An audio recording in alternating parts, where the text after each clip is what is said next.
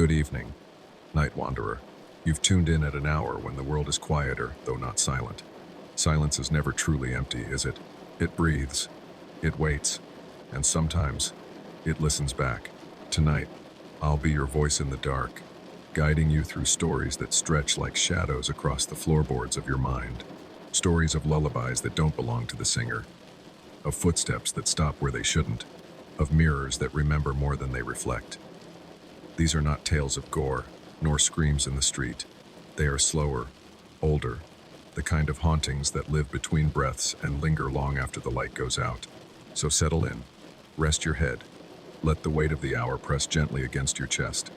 And if you hear something behind the words footsteps, a whisper, the rustle of someone leaning close, don't worry. It's just part of the show. Welcome to tonight's broadcast. 7 stories, 7 doors. Each one opening into a place where sleep and fear are never very far apart. Story 1. The nursery's echo.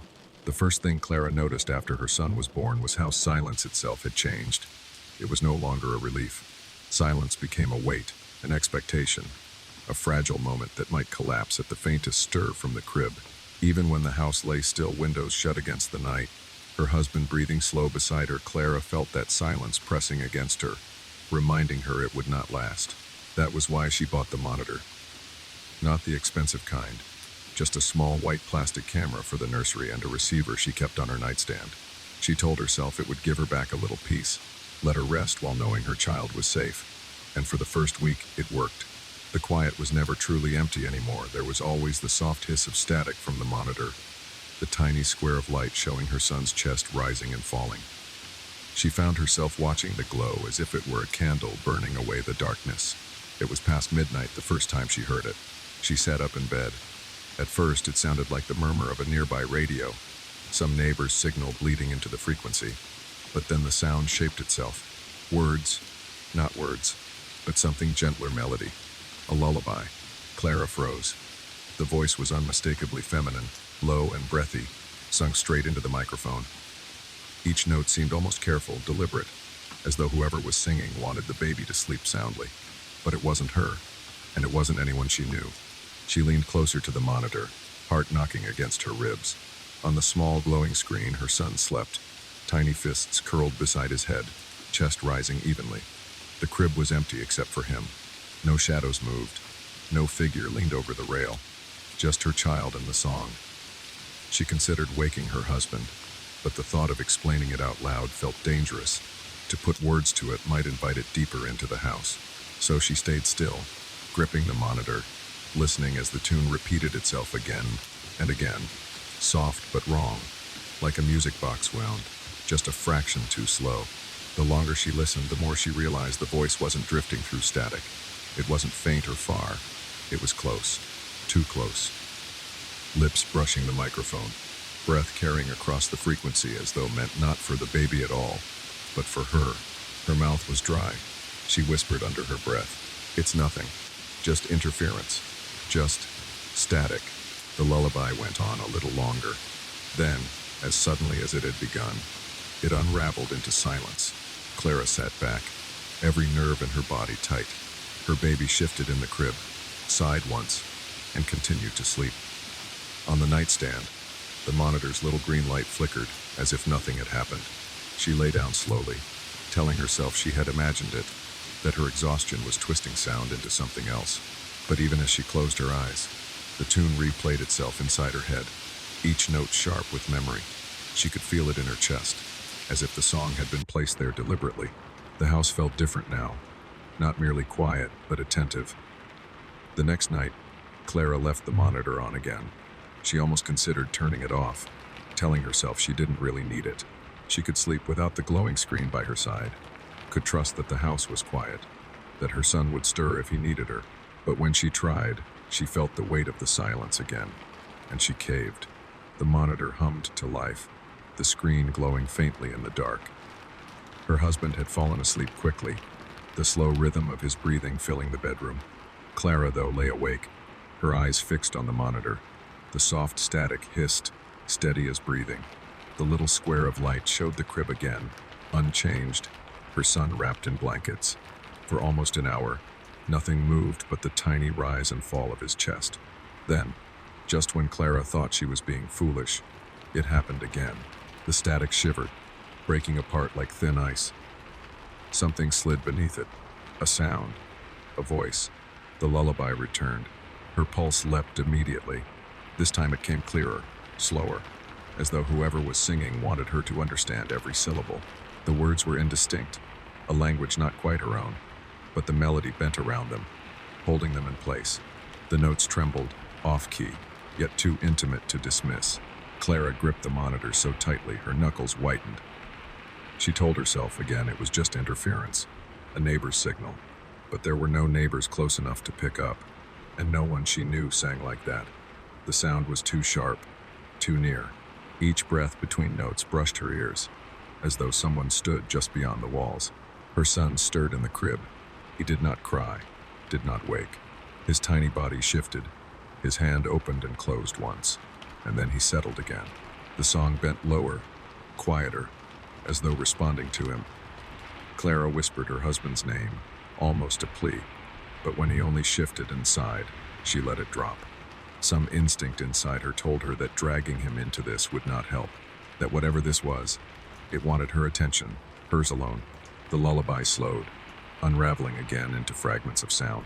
But just as she began to hope it would stop, the voice changed, no longer singing, breathing. Long, drawn-out breaths pressed too close to the microphone, damp with warmth, trembling at the edges as though exhausted. Clara's stomach knotted. She sat up, swinging her legs off the bed. She told herself she only needed to check once, prove to herself nothing was there, and this would end. She crept through the house barefoot, each board of the old floor sighing beneath her weight. The air was cool, heavier than she expected, as if the house itself held its breath. The nursery door stood half open, exactly as she had left it. She reached for the frame and pushed gently. Inside, the nightlight painted a pale amber glow across the walls. The crib sat in the center, wooden rails casting faint shadows.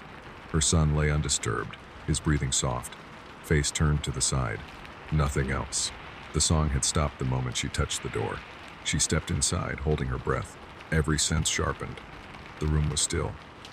The rocking chair in the corner stood motionless. The curtains did not stir.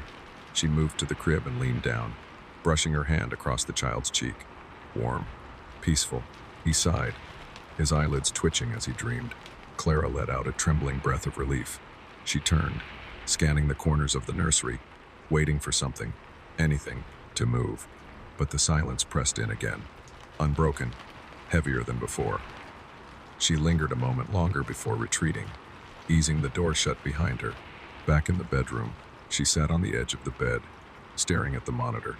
The screen was black now, the signal flickering. She tapped it, but nothing returned.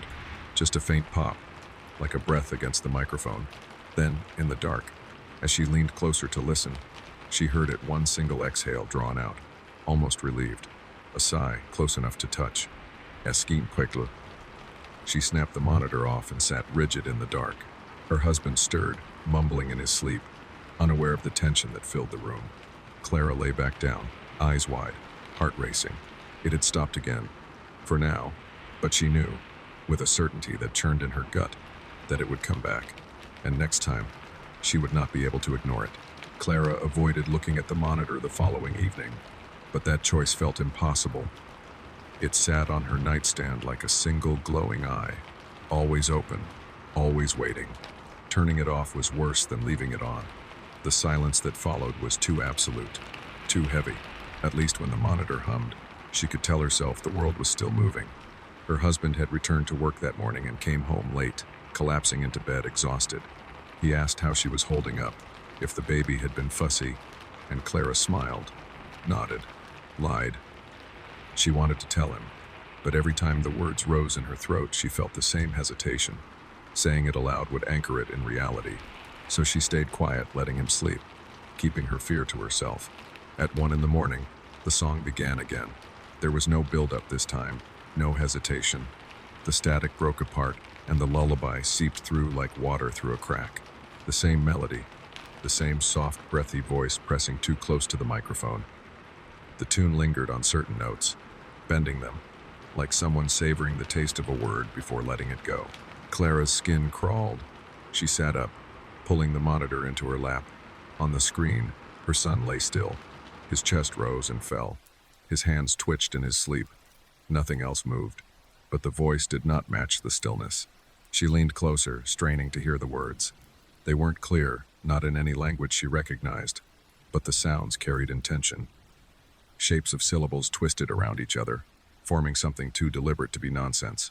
The baby stirred, and the lullaby shifted immediately, softening, lowering its pitch as though to soothe him. Clara's throat tightened. It was responding. Her heart hammered against her ribs. She wanted to wake her husband, to thrust the monitor into his hands and demand he listen. But again she froze. Something inside her whispered that this was not meant to be shared, that it was only between her and whatever pressed its mouth to that microphone. She set the monitor back on the nightstand, but her eyes refused to leave the screen. The nursery looked exactly the same. The crib, the nightlight, the faint pattern of wallpaper she had picked months ago. And yet, something was wrong.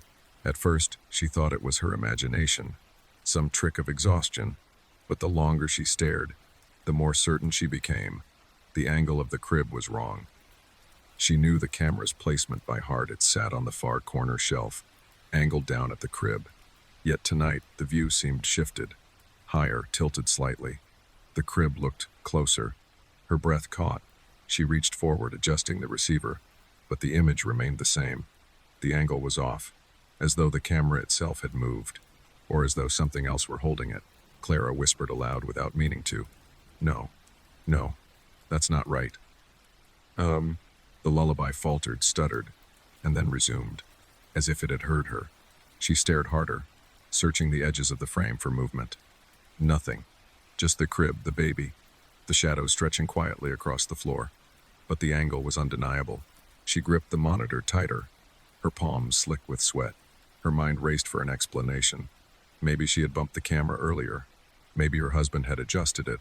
But deep down, she knew the change hadn't been accidental. She tried to look away, but her eyes were drawn back again and again. The monitor pulsed faintly, the lullaby winding slower now, softer, until finally it broke into silence. For a moment, Clara thought it had ended. She exhaled, relief flooding her chest. Then the image flickered. It was only for a second, less than a heartbeat, but in that moment, the crib vanished from the screen. The nightlight, the wallpaper, the baby all gone, replaced by something else. A dark surface, indistinct, too close to the lens. Something pale moved past, blurred, unrecognizable. And then, as quickly as it came, the nursery returned. Her heart stumbled. She clutched the monitor, staring at her sleeping child, wondering if she had imagined it. The lullaby did not resume. Only the hiss of static filled the room. Clara forced herself to lie down again, the monitor still clutched in her hand. She tried to close her eyes, but every time her lids grew heavy, she saw that flicker again. Blackness, movement, something pressing against the lens. She could not shake the feeling that she had been glimpsing another room, or another angle, and worse, that whatever had passed across the screen had not been in her house at all. The static deepened, a faint crackle rising like distant breathing. Clara tightened her grip on the monitor, whispering to herself over and over, trying to convince her own mind. It's nothing. Just interference. Just static. Just static. But as she drifted on the edge of sleep, the last thing she heard was not static. It was a faint exhale drawn out, trembling at the edges. A sound not carried from the nursery, but pushed out of the screen itself. And for the first time, Clara realized she was not watching through the monitor. The monitor was watching her. Clara had promised herself she would not touch the monitor again. She had considered leaving it off, even hiding it somewhere she could not see the glow. But when darkness folded itself over the house, when the only sounds were her husband's sleep and the faint creak of the boards expanding with the night air, she reached for it again. The moment her fingers brushed the plastic, the screen flared to life. The crib glowed faintly, her son lying small and curled within. For several minutes, everything looked ordinary.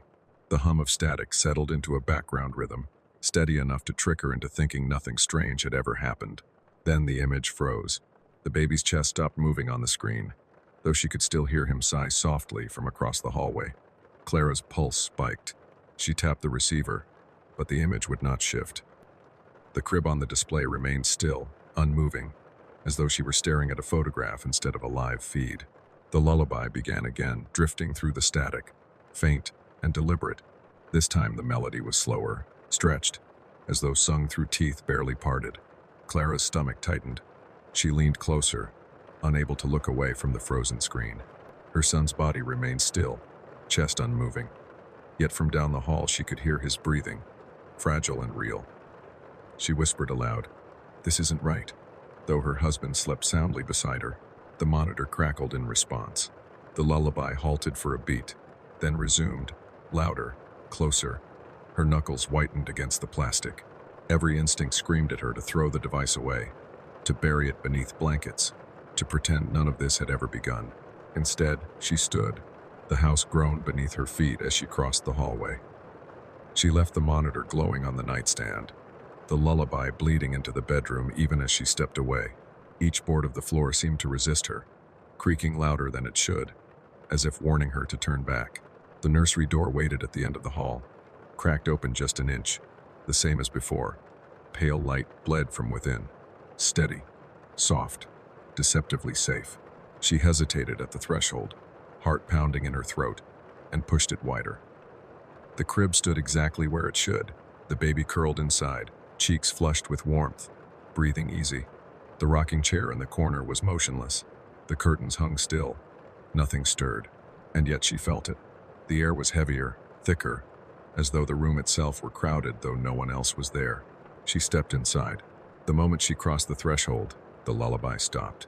Silence rushed in, a silence too immediate, too deliberate. Clara's breath shuddered. She moved closer to the crib, reaching down, brushing her hand against her child's skin, reassuring herself that he was warm, alive, untouched. Relief threatened to undo her knees. Then the monitor clicked off behind her. She turned her head sharply. The small screen on the shelf went black, its tiny green light extinguished. For the first time since she had brought it home, the nursery was without that constant hum. The silence deepened, pressing against her ears until she swore she could hear her own blood rushing. And then, from just beyond her shoulder, the voice began again. No static this time, no distance, no interference. A lullaby sung soft and clear, so close that her skin prickled with the warmth of breath against the shell of her ear. Clara froze, unable to move. The tune was the same, but without the distortion it carried something more human and more terrifying. Each note curved downward, lingering in her chest, crawling into her bones. Slowly, she turned her head. The rocking chair in the corner shifted. It was almost imperceptible at first. The faintest sway forward, then back, then again. Stronger. The wood creaked beneath the weight of something unseen. Clara's throat tightened. She forced herself to whisper, "Who's there?"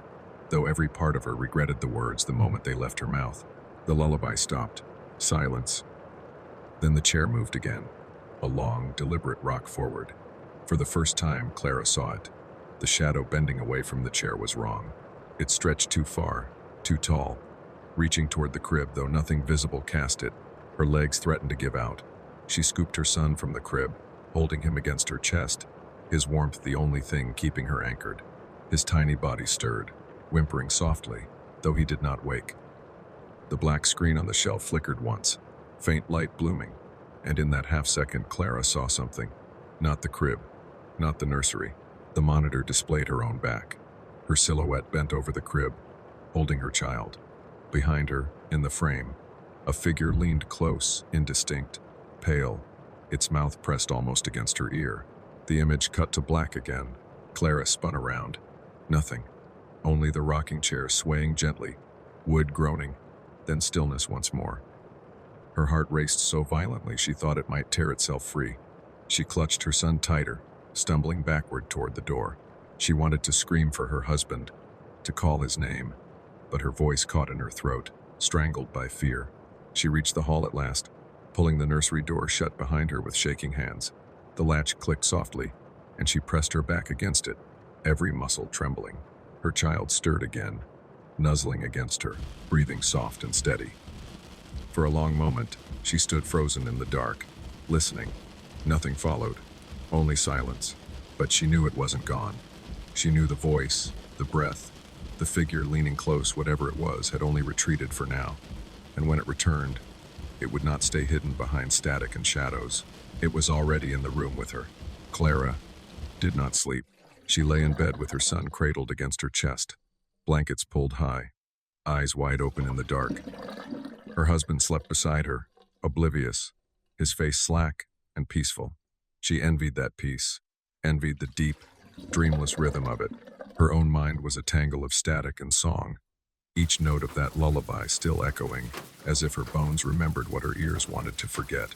She had left the nursery door shut tight. She had turned the monitor off, pushed it away, buried it under folded clothes in the dresser drawer.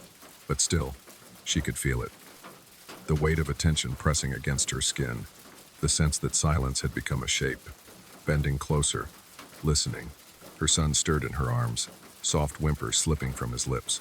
Clara stroked his hair, whispering to soothe him. She paused, her breath caught, because her whisper did not sound alone. It repeated itself, a fraction of a second behind her own voice, low and breathy, as though someone else were mouthing her words an inch from her ear. She clamped her mouth shut, throat aching, but the echo carried on. It whispered her hush back at her, softer, stretched, almost curious. Clara pressed her hand over her lips, staring into the dark. And then she understood. This was not about the baby. It never had been. The lullaby was not meant for him, not really. It had been meant for her. The static, the sighs, the shadow in the chair. The monitor was not just a window into the nursery, it was a door, and it had opened both ways. She had been listening, and something had been listening back. The thought chilled her marrow. Every breath she had taken, every whispered plea, every desperate denial it had heard, not through walls or wires, but directly, hungrily, as though her fear had been the true frequency all along. She shifted her son carefully to the bed beside her, wrapping the blanket around him, and rose. Her legs felt weak, heavy, as though she had been standing watch for years. She went to the dresser, fingers trembling, and pulled open the drawer. The monitor sat there, lifeless, screen black. She reached for it, meaning to throw it away, smash it against the wall, destroy the plastic shell and sever the thread. But when her hand touched it, the screen lit up. No hum of static, no image of the crib, only her face. She froze. The monitor showed her reflection in perfect, pale detail, though no camera pointed at her. She leaned closer without meaning to, breath hitching, and the reflection leaned closer too. For a moment it was only her. Tired eyes, hollow cheeks, lips pressed thin. Then the reflection blinked, not in time with her. Her hand slipped from the plastic. The screen went black again, as if nothing had been there at all. Clara staggered back, heart slamming against her ribs. She turned, half expecting to see something standing behind her, but the room was empty. Her husband snored faintly. Her child slept soundly. The house was unchanged, only she was not.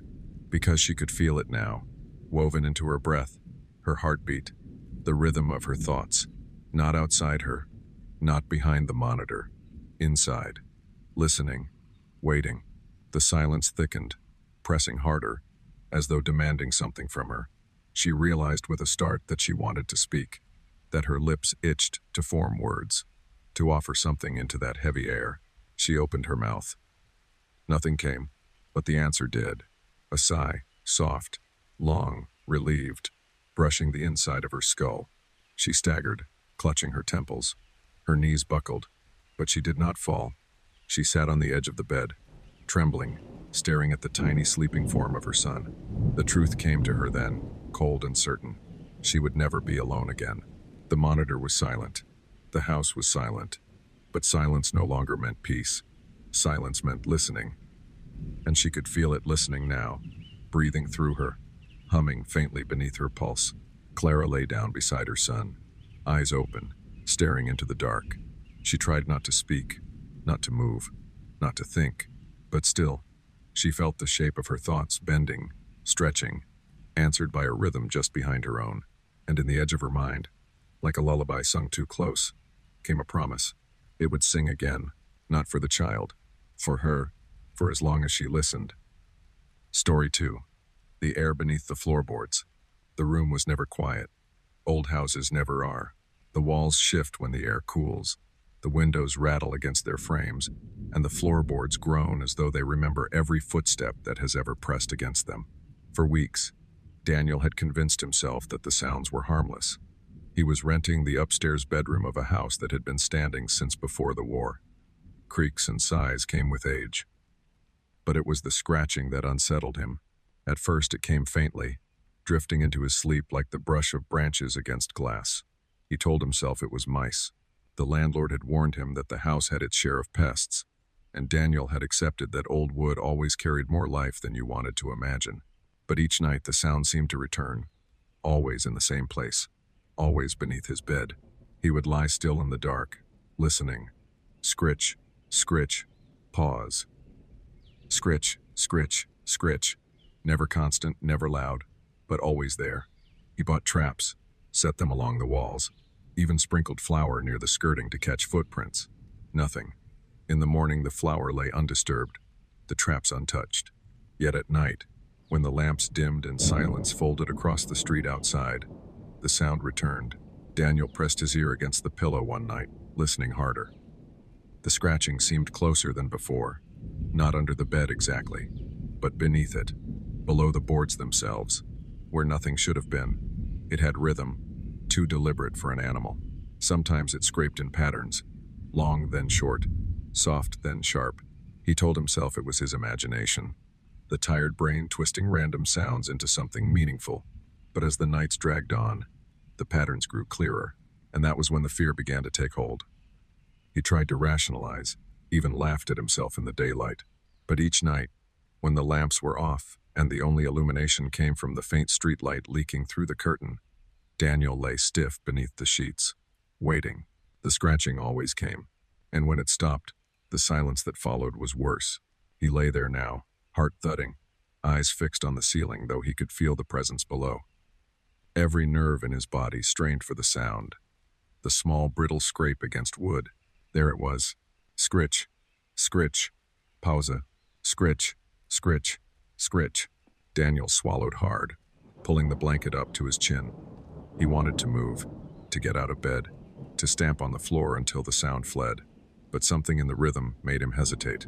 It was too exact, too measured, not the erratic rustle of vermin. Something deliberate.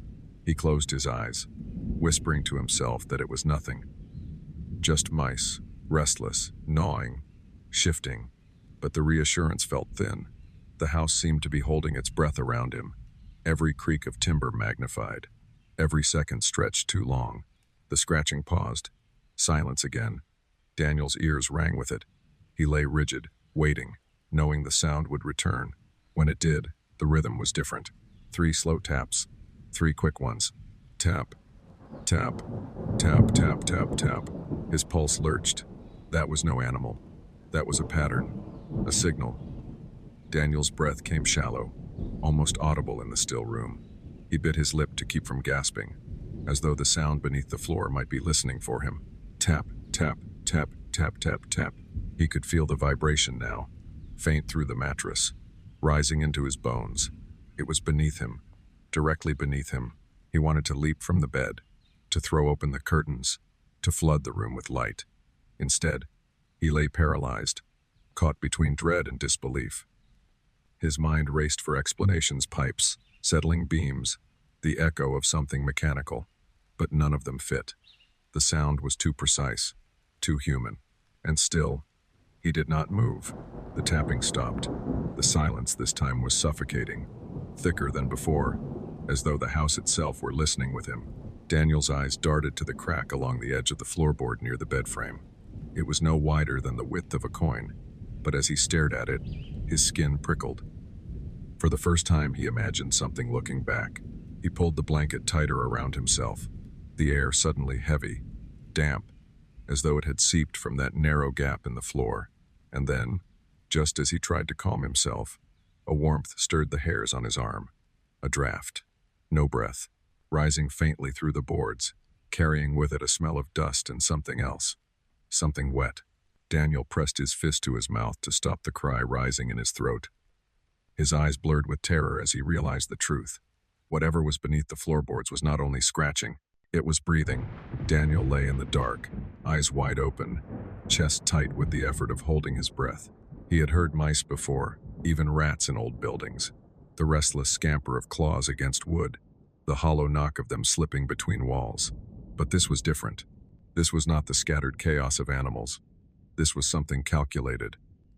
The tapping had stopped once already. He had thought, for a moment, that silence meant relief. But silence only meant waiting. And then it came again. 3 slow knocks, each one spaced evenly, like a heartbeat measured out in wood. Tap, tap, tap, followed by 3 quick strikes. Sharp, hurried, almost eager. Tap, tap, tap. Daniel's throat tightened. He whispered to himself that it was just coincidence, that his mind was inventing rhythm where there was none. But even as he thought it, the pattern repeated, deliberate as a hand knocking on a locked door. He pressed his palms against his ears, but the sound reached through the floor into his bones, vibrating faintly with each strike. He could not shut it out. Tap, tap, tap, tap, tap, tap. His body begged him to move, to climb out of bed, switch on the lamp, throw open the window, to do something, anything, but fear held him down. He felt like a pinned insect, aware that even the smallest motion might draw attention from below. He counted the seconds between each set. 3, then 6, then 10. No matter how he strained to control his breathing, the tapping seemed to sink itself to him, adjusting, waiting until his lungs tightened, until his pulse stumbled. Finally, in a burst of desperate defiance, he reached out and snapped the lamp on. The room flooded with pale yellow light. His heart leapt, hoping the brightness would banish the sound. But the tapping continued, louder now, as though the thing beneath the boards did not care about the light. Daniel's gaze swept across the room. The dresser stood where it always had. The cracked wallpaper curled in the corners. The floor stretched smooth and bare beneath the bed frame, save for the narrow gaps between boards. The sound rose from those gaps, not from the walls, not from the corners, directly from the space beneath where he lay. Tap, tap, tap, tap, tap, tap. His hand hovered near the switch again, tempted to plunge the room back into darkness. But the idea of being blind, of lying there with no light to measure the shadows, seemed unbearable. So he left the lamp burning, its glow weak but steady, and clutched the blanket to his chest. The tapping faltered once, then shifted. It began slower, dragging against the wood like fingertips testing the grain. Scratch, pause. Scratch, scratch, pause. Then came the taps again, clearer, stronger, as if directly beneath the bedpost. The boards shuddered faintly with each strike. Daniel imagined a hand there, knuckles rapping with careful patience, feeling for the moment he would finally answer. He swallowed hard, forcing his voice to break the silence. "Who's there?" The room held its breath. The tapping stopped. For several long seconds, the only sound was the faint hiss of the street outside, wind pressing against the shutters. Daniel's heart thudded in his ears. He almost convinced himself he had imagined everything, that he had been half asleep, that there was nothing at all. Then it came again. 3 slow knocks. 3 quick. This time, closer. He felt the vibrations in the mattress springs. The sound was directly under him, so close it could have been a knuckle pressing against the wood beneath his back. Daniel curled his knees, clutching himself tighter.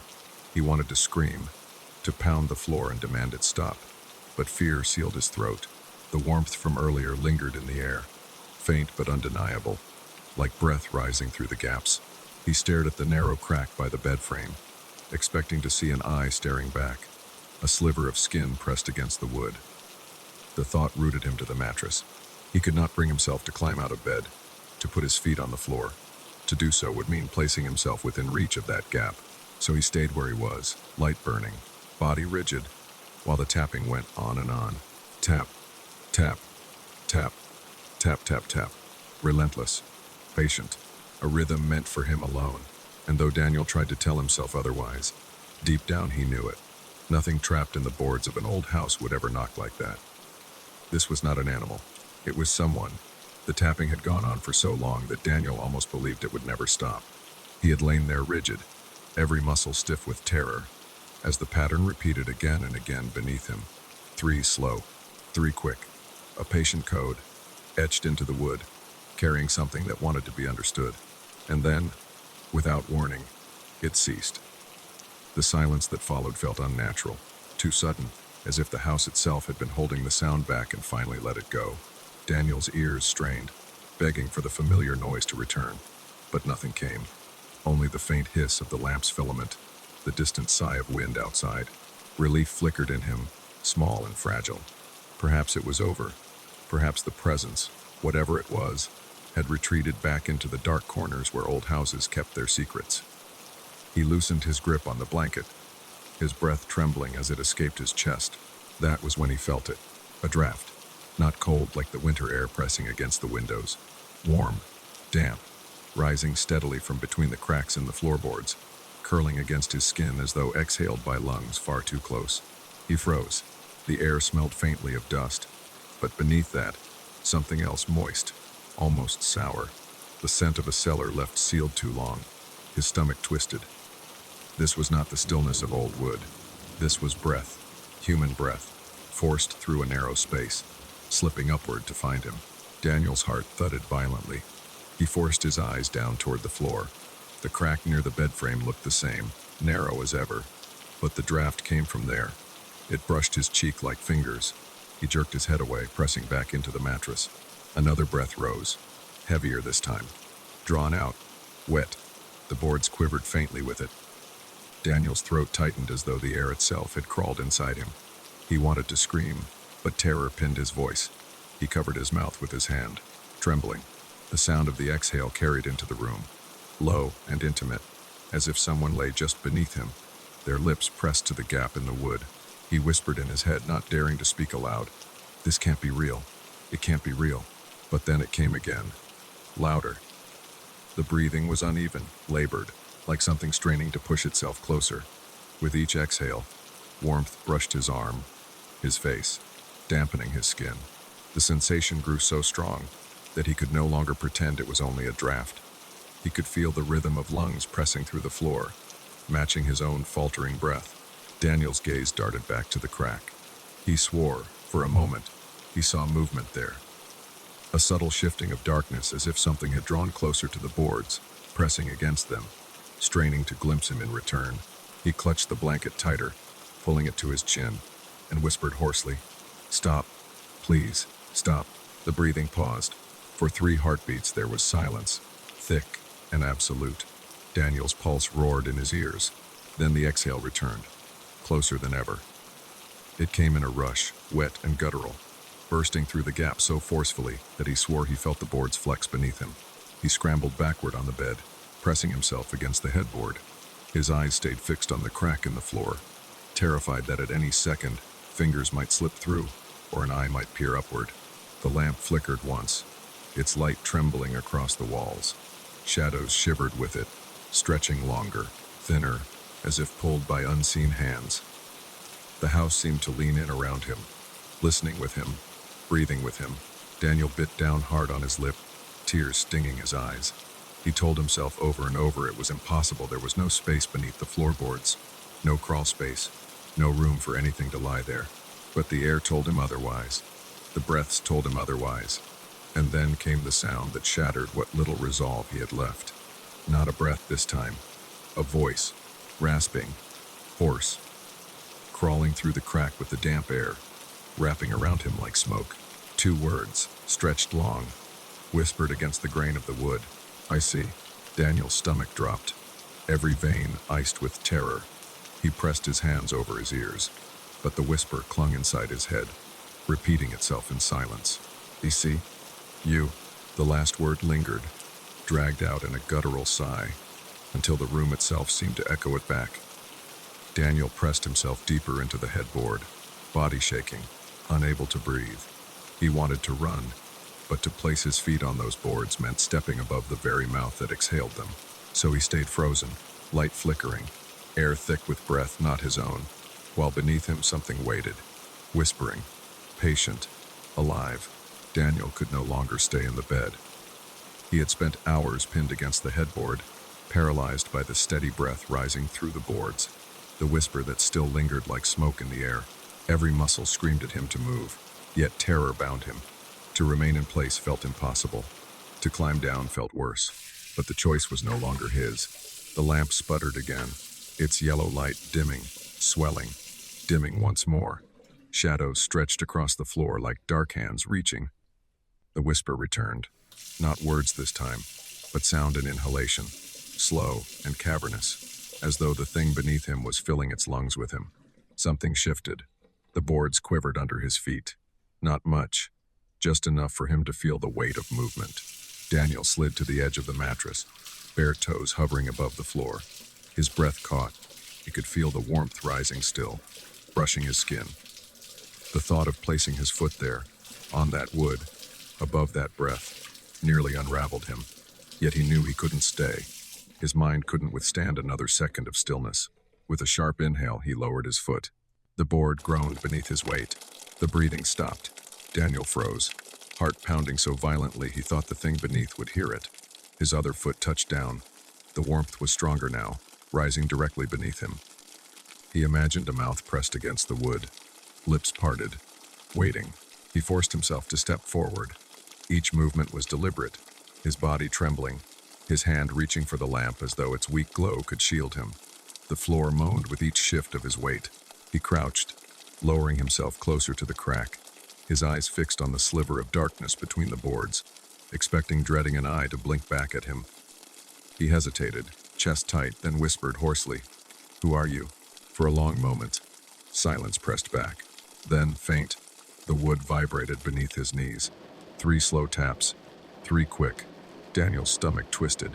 His hand trembled as he reached toward the crack, as though drawn by something beyond his will. His fingertips hovered above it, and the breath returned sudden, hot, damp, rushing upward against his skin. He yanked his hand back, heart lurching. The whisper came again, clearer now, close enough to taste the moisture in it. "You see me." The words clawed through the wood, each syllable rasping, each exhale soaking the air. Daniel staggered back, nearly tripping over the rug. He wanted to flee, to throw open the door, to run down the stairs and never look back. But his body wouldn't obey. The lamp flickered violently. For a second, the room plunged into shadow. In that blink, Daniel thought he saw something press upward from the floorboards of bulge, the outline of a hand straining against the wood. When the light flared again, the boards were flat. His chest heaved. His eyes stung. Sweat dampened his skin. Desperation overtook him. He dropped to his knees and slammed his fists against the boards. "Stop it. Leave me alone." The house absorbed his cry. The silence that followed was suffocating. Then came the reply. Not from below this time.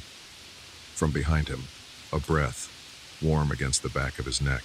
Daniel spun, lamp trembling in his grip. The room was empty. Shadows sprawled across the peeling wallpaper. The bed loomed behind him, sheets tangled. Nothing else. But the breath remained, brushing against him though no one stood there. The crack in the floor widened with a sharp snap. The board splintered, just slightly, enough for a fragment of air to hiss through. Daniel stumbled back, his heel striking the wall. His mind raced. There was no crawl space beneath, no room for anything, only the foundation. And yet the wood bowed upward, straining as though something pressed against it from below. His lips trembled, forming words he barely heard himself speak. "What do you want?" The answer seeped through the gap, a sigh wrapped around 2 words that clung like claws. "Let me." The board quivered again. Dust shook loose from the seams. The breath grew heavier, pushing warm against his ankles, his knees. He scrambled backward, clutching the lamp as though it might keep him tethered to reality.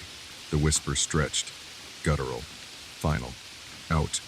Daniel's body went rigid. His throat closed. He felt the floor beneath him strain, wood fibers groaning, cracking, as though one more exhale might splinter it apart. And still he could not move. Because he knew if he turned his back now, if he fled, the thing beneath the floor would not stay there. It already knew his name. It already knew his breath. It was only waiting for him to answer. The floorboards shuddered beneath Daniel's knees. He pressed himself against the wall, lamp trembling in his hand, watching the thin crack widen, splinters curling upward as if pried apart from below. The breath surged again, wet and uneven, pushing against his skin, filling the room with a damp heaviness that seemed to seep into his lungs. He told himself he would run. He would throw the lamp, fling open the door, and escape down the stairs before the boards split completely. But his legs refused to obey. Every inhale and exhale beneath him seemed to tether him more tightly to the spot. The whispers wrapped around his thoughts like vines. "Let me out." The words dragged upward through the wood, resonant, shaking his chest. Dust rained down as another plank quivered. Daniel could not look away. His vision blurred with tears, but still he stared at the crack as though hypnotized. And then, impossibly, he felt something push against his palm. Warm, soft fingers. He recoiled, slamming his back against the wall, but the sensation lingered on his skin. It was real. A hand had reached for him through a space no wider than the edge of a coin. The lamp flickered violently. The shadows in the room swam, bending toward the boards as though the very walls leaned closer to witness what was happening. "Please," the whisper rasped out. Daniel's thoughts unraveled. Was this a plea, a command, or a trap set in the rhythm of breath and wood? He shook his head wildly, muttering, "No, no, no," but the sound of his own voice betrayed him. It was too loud, too fragile, and the whisper echoed it back, repeating his refusal with a cruel mimicry. "No, no, no." He dropped the lamp. The glass shattered, the bulb bursting with a soft pop, and the room collapsed into shadow. Only a faint orange glow seeped from the broken filament, pulsing like a dying heart. In that dim light, Daniel saw movement beneath the bed. The boards bowed upward, curving, as though something pressed its face directly against them. The crack widened, groaning. For an instant, he thought he glimpsed an eye wet, gleaming before the wood shifted again and swallowed it. He scrambled backward, pressing into the corner. His chest burned. His breaths came ragged, uneven, answering the rhythm beneath him whether he wanted them to or not. And then, the whisper changed. No longer, "Let me out." Now, "Take my place." Daniel's stomach twisted. He screamed, but the sound was muffled, devoured by the house itself. The boards beneath him flexed. His body lurched, pulled forward by some pressure he could not resist. His hands clawed at the rug, nails tearing fibers, but his knees slid against the wood as though drawn toward the widening crack. "No!" he gasped, thrashing, but the warmth rose with him, surrounding him, pulling him down. He felt the breath not just against his skin now, but inside him, filling his chest, his veins hollowing him out. His vision swam. His strength bled away. The last thing he saw was the boards opening, just enough for the darkness beneath to yawn wide, a mouth waiting to swallow him whole. Then silence. Daniel's eyes snapped open. He was standing in the center of the room. The lamp was whole again, glowing steadily on the nightstand. The floorboards lay flat, unbroken. The air was still. He gasped, clutching his chest, searching the room for proof of what had happened. But everything looked unchanged, as if nothing had occurred at all. Had he dreamed it? Had exhaustion twisted his senses into a nightmare? Then he heard it, breathing, but it was not coming from the floor anymore.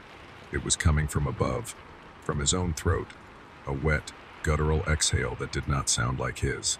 Daniel staggered to the mirror across the room.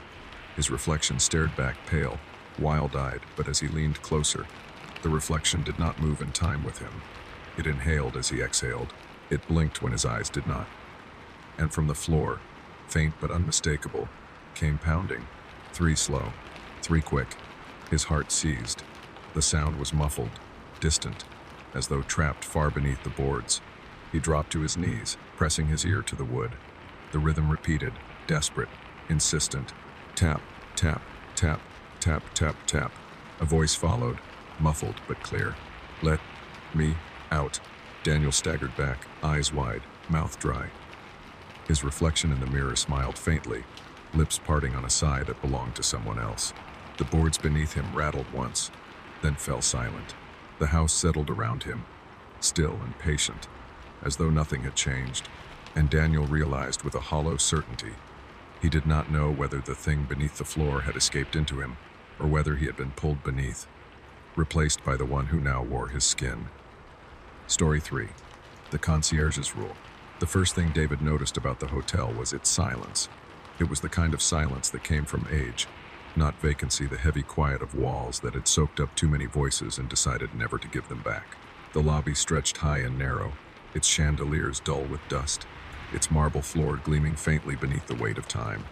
A brass bell sat on the front desk, darkened with tarnish. He set down his suitcase and rang it once. The sound echoed too loudly for such a small lobby, ringing through the air as if the walls had been waiting for it. The concierge appeared a moment later, not from a side office or a back hallway, but from a shadow in the far corner. He moved with a kind of elegance that felt rehearsed. His dark suit fitted perfectly, his expression carved in calm detachment. His shoes tapped once, twice, against the stone floor before he stopped behind the desk. "Reservation?" the man asked, voice smooth, controlled. David slid the confirmation paper across the counter. The concierge did not glance at it. Instead, he opened a small drawer, withdrew a key on a brass ring, and set it on the counter. The number was engraved into the metal. 404. You'll find your room at the end of the 4th floor corridor. Elevator is to your left. Breakfast is served at 7. Checkout is at noon. His tone suggested nothing unusual, but as David reached for the key, the concierge's hand lingered against it, holding it in place. His eyes rose at last to meet David's. "One rule," he said softly. "Do not look into the mirror in your room. Not tonight. Not ever." David blinked, uncertain whether he had heard correctly. He gave a nervous laugh. "Sorry, what?" The concierge's gaze did not waver. "The mirror in room 404 is covered for your safety. Do not uncover it. Do not attempt to see what it reflects." David tried to think of a joke, something to break the tension, but the man's expression allowed for none. He released the key and stepped back. "Enjoy your stay." The conversation was over. David pocketed the key, muttered thanks, and turned toward the elevator. The doors were tall, iron-framed, with a cage that rattled as he pulled it shut. The old machine groaned as it rose, the floors passing by in silence. He tried to shake the words from his mind, but they lingered, strange and heavy. When the doors opened onto the 4th floor, the air was cooler. The corridor stretched long and narrow, lined with faded wallpaper patterned in gold. His footsteps echoed against the wood as he walked, each step magnified by the emptiness of the hall. Room 404 was at the very end. The key turned stiffly in the lock, the door creaking as it swung open. The room was simple but stately, an old iron bed, a wardrobe with peeling varnish, a desk by the window. Curtains swayed faintly, though the glass was shut. The air smelled faintly of polish and something older, something damp. And then he saw it. Against the far wall, a tall mirror stood, shrouded in a heavy canvas cloth. The fabric reached the floor, edges weighted to keep it in place. Its surface bulged slightly with the frame beneath. David closed the door quickly behind him. He told himself it was nothing, just an eccentric hotel tradition, some superstition meant to unsettle guests. But the mirror's presence filled the room like a second heartbeat. Covered as it was, he could still sense it. Cold radiated from it, as if the glass itself breathed frost. He tried to ignore it.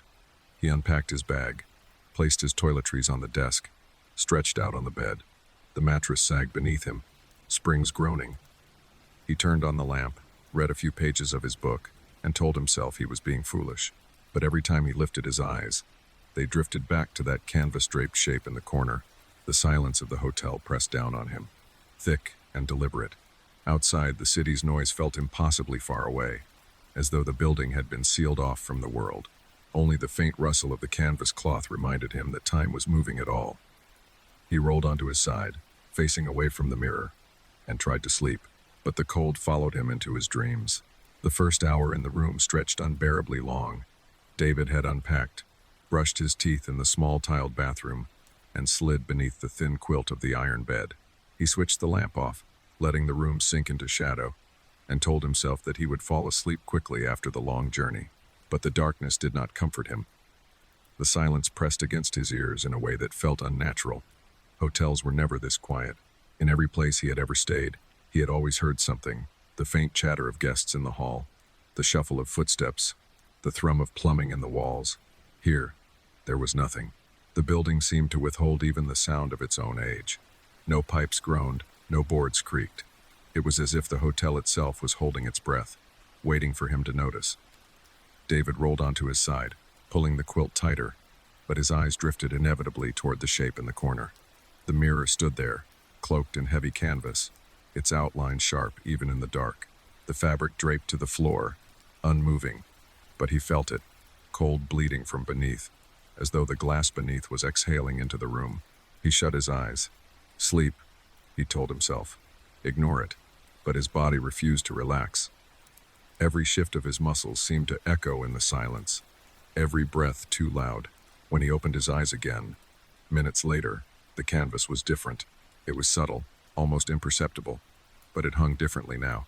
The bottom edge had lifted slightly from the floor, just enough for him to see the faintest sliver of darkness where the fabric no longer touched the wood. A chill passed through him. Had there been a draft? He glanced toward the window. It was closed, latch locked. The curtains were still. The air grew colder. He pulled the quilt higher, but the chill seeped through, touching his skin with fingers of ice. It was not the kind of cold that spread evenly. It radiated from one place, the mirror. He stared until his eyes blurred. Perhaps he had imagined the shift. Perhaps his mind, already strained with fatigue, had twisted the shadows. He shut his eyes again, determined not to look. But when the silence broke, it was with the faintest rasp. Not quite sound, not quite movement. The whisper of cloth against cloth. David's eyes snapped open. The canvas moved, slowly, delicately, as though stirred from within. It shivered once, a tremor along its length, and then stilled. He sat upright, breath caught, his mouth open to call out. But to whom? The concierge downstairs. No one else was on this floor. He had noticed the empty corridor when he arrived. His voice would vanish into the silence and return to him unheard. The cloth trembled again, stronger this time, a ripple down its surface, as though something pressed lightly against it from beneath. David swung his legs over the side of the bed, but he did not stand. He remained perched there, unable to draw closer and unable to turn away. The canvas hung heavy and still once more, but his skin prickled as though the room itself leaned toward him. A memory surfaced, the concierge's voice, calm and certain. Do not look into the mirror. Not tonight. Not ever. David clenched his fists against his knees. He wanted to demand why, to march back down to the desk and insist on an explanation. But some instinct deep in his chest told him that the man would not answer. Or worse, that the man would only repeat the rule, softer, colder, as though the words themselves were protection enough. Minutes crawled by. David forced himself back beneath the quilt, turning onto his side with his back to the mirror. He fixed his gaze on the wall, determined not to look again.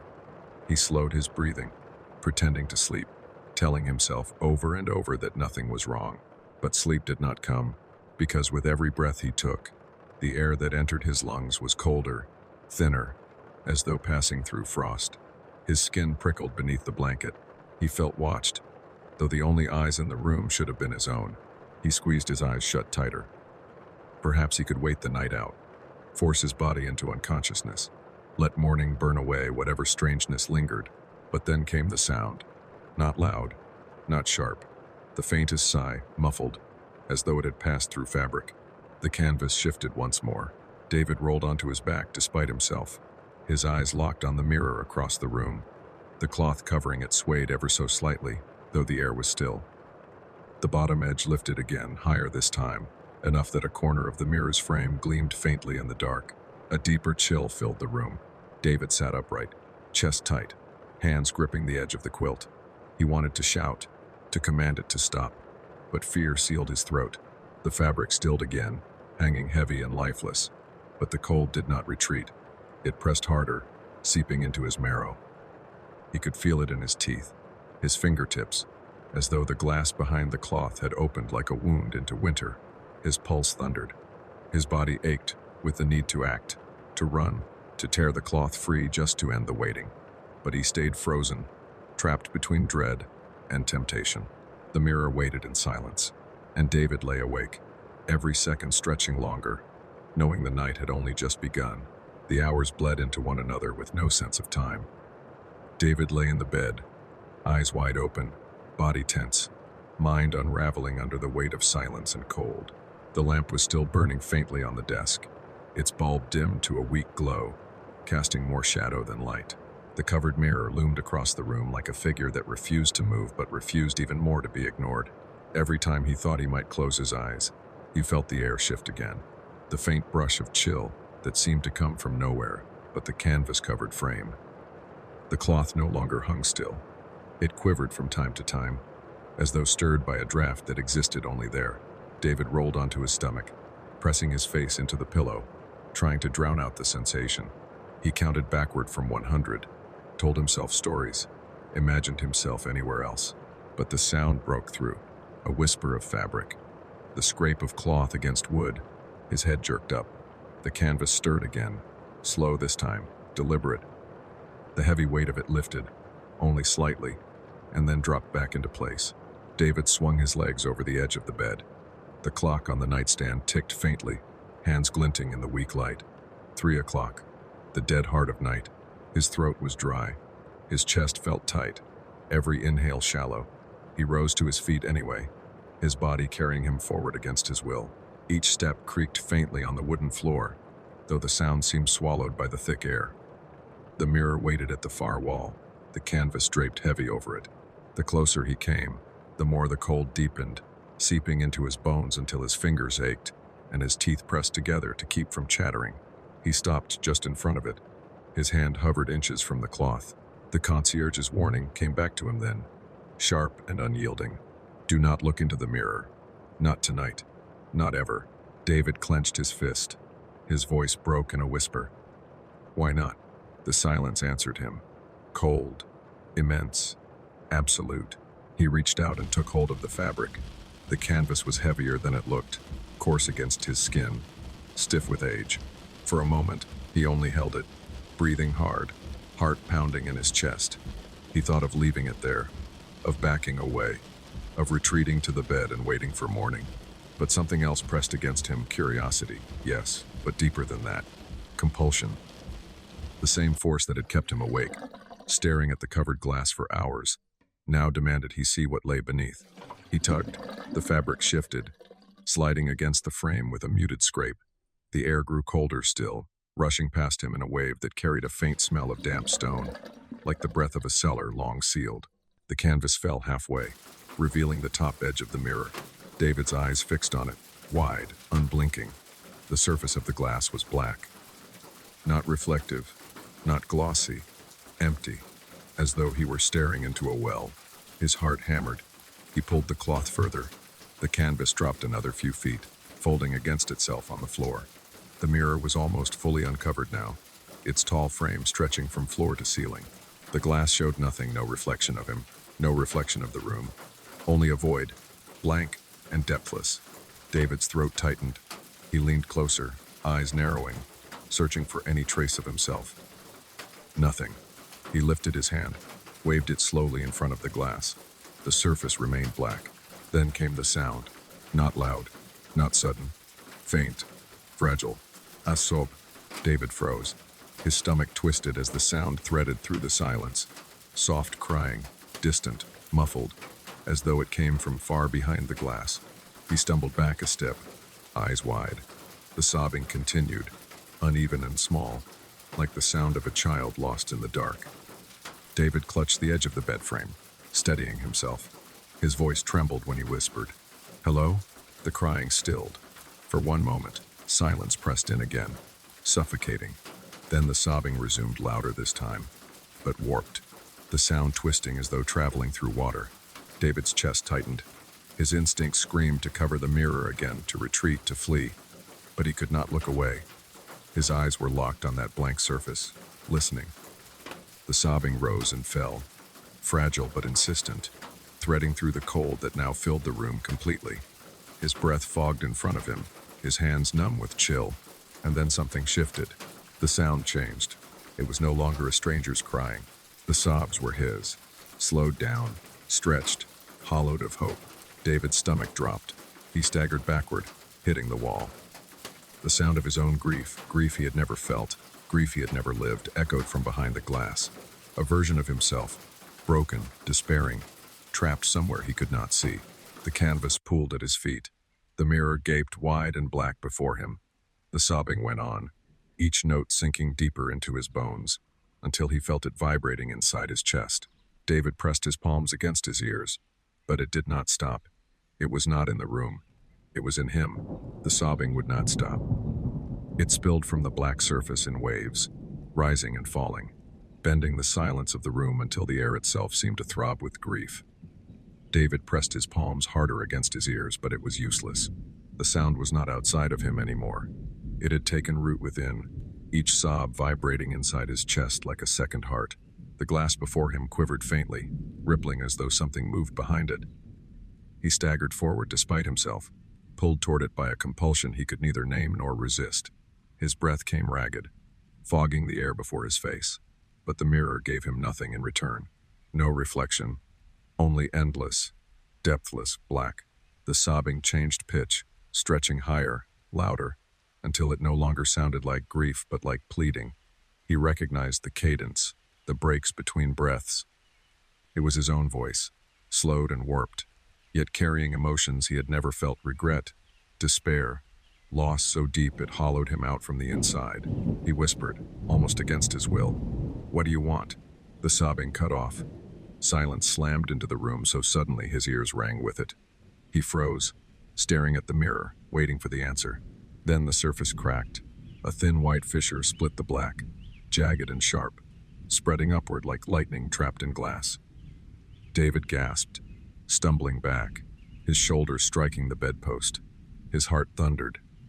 The crack deepened, groaning under some immense pressure pressing from the other side. He could hear it now, behind the glass.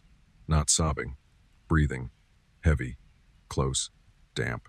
Each exhale fogged the fissure until condensation beaded on the surface. And then he saw it. Fingers. They pressed against the other side of the mirror, pale and blurred, straining against the glass. They scraped downward, leaving faint streaks of moisture, as if the surface itself had turned to ice. David's throat locked. He could not breathe. He could not move. Another hand joined the first. The palms flattened, pushing, trembling with effort. The crack widened, spiderwebbing outward with a sound like ice fracturing on a frozen lake. The weight of it filled the room, the pressure so heavy that David's knees weakened. He stumbled forward, compelled, drawn like iron to a magnet. He reached his own hand toward the glass before he realized what he was doing.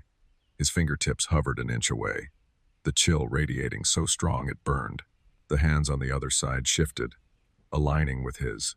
A whisper threaded through the silence, low and guttural, dragging itself across the air like a sigh. Closer. David's body obeyed before his mind could resist. His palm pressed flat against the mirror.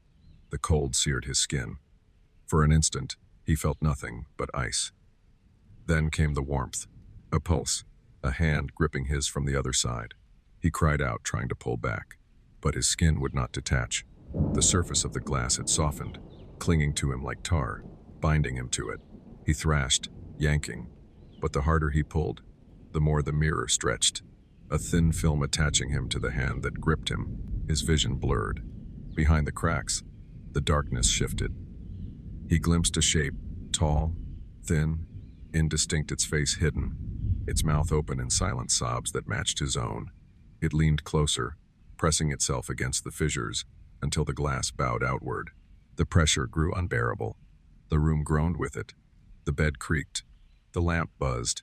Every object in the room seemed to vibrate in sympathy with the strain of the mirror. David screamed, pulling with every ounce of strength. His hand tore free. The skin raw, cold burned into his flesh. He stumbled backward, crashing against the wall. The mirror shuddered, the cracks glowing faintly, then went still. The hands vanished. The sobbing ceased. Only the black surface remained, smooth and silent, as though nothing had happened at all. David slid to the floor, gasping, clutching his hand. His palm was unmarked, uninjured, yet he could still feel the phantom pressure of those fingers clinging to him. His body shook with adrenaline, his mind spiraling in disbelief. He tried to look away, tried to crawl back toward the bed, but his eyes dragged back to the mirror. The blackness stared back at him, and within it, faint as a shadow in fog, he saw his own outline. Not his reflection, but something close. A figure shaped like him, standing on the other side, hand pressed flat to the glass, waiting. David could not move. He sat slumped against the wall, his breath shallow, his body shaking. The mirror loomed before him, black and silent once again, the spiderweb cracks fading slowly until the surface seemed whole. But he knew better. The hands had been real. The pressure against his palm, the pull from the other side, he could still feel it in his skin, in his bones. The room was silent, utterly still. The kind of stillness that was not peace but a pause, a waiting. He forced himself upright, his legs weak beneath him. His eyes kept straying back to the mirror. The figure lingered there, faint and indistinct, a shape like his own. At first he thought it was only his reflection finally returning, but the longer he stared, the more he saw the difference. The tilt of the shoulders, the angle of the head, the way the figure's lips were parted, moving in sobs that made no sound. David raised his hand slowly, trembling. The figure did not move with him. It raised its own hand instead, half a second too late, not mirroring but answering. His stomach knotted. The truth pressed in around him like cold water. Whatever was in the mirror was not him, and yet it was. He stumbled back toward the bed, fumbling for his suitcase, for anything that might anchor him to reality. But the air felt wrong, too thin, too sharp. Every breath scraped his throat, as though he were inhaling frost. He spun toward the door. His hand seized the knob. But the wood beneath his feet groaned, and when he glanced back, the mirror's surface rippled once more. The figure leaned forward, pressing its face close to the glass. It was his face. Not warped, not stretched. Perfect. Exact. The same stubble on the jaw, the same hollow under the eyes from sleepless nights. But the expression was wrong. The eyes were wide with despair, the mouth twisted in silent pleading. David froze, his hand slipping from the knob. His heart hammered against his ribs. He mouthed a word, though no sound escaped. Why? The figure mouthed it back, slow, deliberate, a half-second behind. The room tilted. The floor swam beneath his feet. For a moment he couldn't tell whether he stood before the mirror or within it. The air shimmered, bending around him. He reached for the bed to steady himself, but his hand touched nothing. He blinked. The bed was gone. Only the mirror. He staggered back, but his heels struck nothing but void. Darkness stretched in every direction. The figure stood opposite him, separated only by a thin pane of glass. Its palm pressed forward. His palm rose to meet it, unbidden, as if gravity itself commanded it. The cold swallowed him whole, and then he was back in the room. On the bed, the lamp glowed faintly. His suitcase sat half open. The mirror stood against the wall, fully covered once again by the heavy canvas, as though it had never been touched. David sat upright slowly, his breath ragged. His hand reached for the quilt, the wood of the bed, the brass knob of the suitcase. All of it felt real, tangible, familiar. But something was wrong. He looked toward the canvas-draped mirror. For the first time since entering the room, he could not feel the cold radiating from it. The air was warm now, too warm, stifling, and when he drew in a breath, it rattled. Damp, heavy, not like his own. He staggered to the bathroom, flicked on the light, and stared into the mirror above the sink. His reflection stared back, but it blinked half a second too late. David's breath hitched. His hand gripped the counter. The reflection copied him, but always just after, lagging as though it were remembering rather than reflecting. His throat closed, panic clawing up through his chest. Behind him, faint through the walls, a voice threaded the silence. Calm, practiced, inevitable. You shouldn't have looked. The concierge's tone. Not loud, not near, but final. The bathroom light flickered once, twice, then steadied. His reflection stared, eyes wet with despair, lips moving in silence. David backed away, heart thundering, until his spine pressed against the door. He did not know if he had returned to his room, or if the figure in the glass had taken his place. He did not know if he was the one standing here, breathing this air, or the one forever trapped behind the canvas in darkness, sobbing for release. All he knew was the rule, and it was too late to follow it. Story 4. The Highway's Gift. The highway at night has its own rhythm. The hum of tires against asphalt, the steady purr of the engine, the rush of wind leaking through half-sealed windows. It's a rhythm that can lull a driver into a trance, miles slipping by unnoticed, the world reduced to 2 white lines and the glow of headlights cutting into blackness. For Michael, that rhythm was all that kept him awake. The dashboard clock glowed faintly. 12:47 a.m. He had been driving for hours, chasing an empty road through farmland and forest, the kind of stretch where gas stations closed early and the only light came from the moon. He told himself he liked these drives, the way the silence folded around him, the way the rest of the world seemed to vanish. But the longer he drove, the more the silence began to press in. The radio had lost its signal 20 miles back. His phone had no bars. The only sound left was the engine and his own thoughts, both of them growing too loud. Then, up ahead, something broke the rhythm. At first it looked like debris shapes scattered across the asphalt, glinting faintly in the headlights. Michael eased off the accelerator, squinting into the dark. The shapes resolved into glass, fragments catching the light like stars on the road. And then he saw it. The car lay on its roof. It rested across the shoulder, half in the ditch, half on the pavement.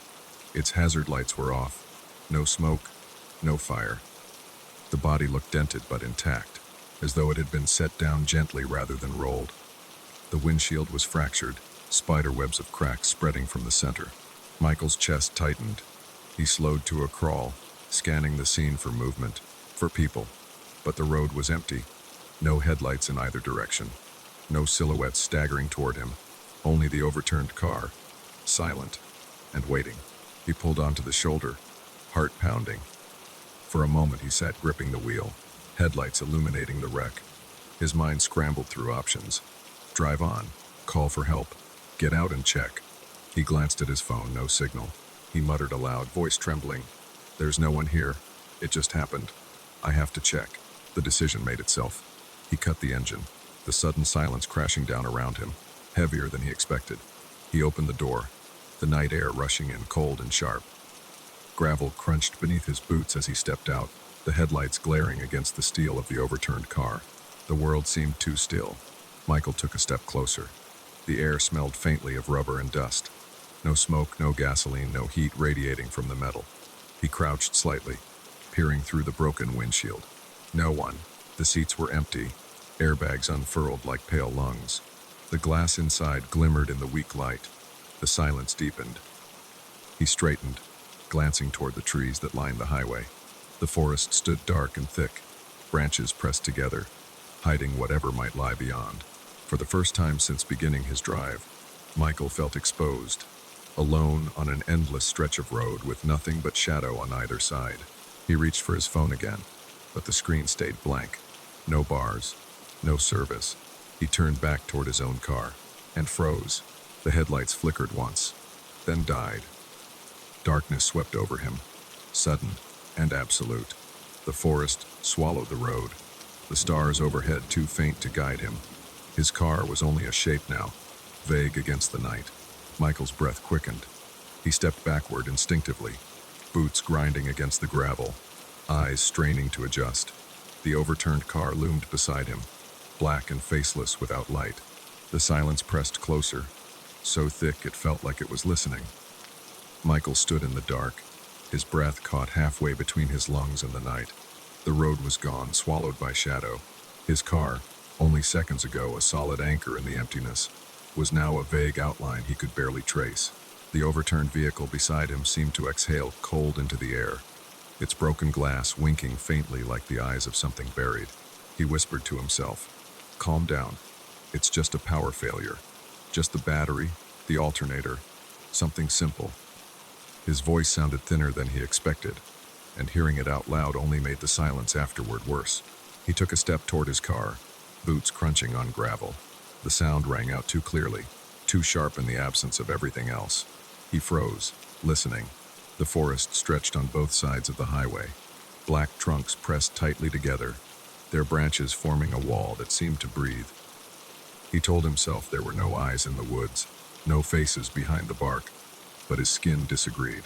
The hair on the back of his neck prickled, and his chest tightened as though the trees themselves were leaning closer to study him. He forced another step forward. The gravel snapped beneath his boot. He stopped again, waiting, holding his breath. That was when he heard it. Another step. Behind him, Michael spun, heart slamming. But the road lay empty. The overturned car crouched on its back, its broken windows glimmering faintly, but nothing else moved. The night air hummed with the soundless pressure of watching. He told himself it was an echo, just his own footstep bouncing back from the woods. But even as the thought formed, he knew it was wrong. The timing had been off. Too deliberate. Too delayed. He gritted his teeth and stepped again, quickly this time, boots grinding. He stopped short. The echo followed, not immediate, but after, like someone mimicking him, a half-second behind. Michael's breath quickened. He tightened his grip on his phone, even though it had no signal, holding it like a weapon. The overturned car loomed beside him, silent, the forest pressing close. Another step, not his. Gravel shifted softly, measured, closer this time. He took a step back instinctively. The sound mirrored him, not perfectly, off by just enough to feel intentional, like someone was enjoying the game. Michael swallowed hard. He tried to shout into the dark, to demand who was there, but his throat tightened around the words. All that came out was a rasp. He coughed. Tried again, louder this time. "Hello, do you need help?" The silence that followed was immense, heavy.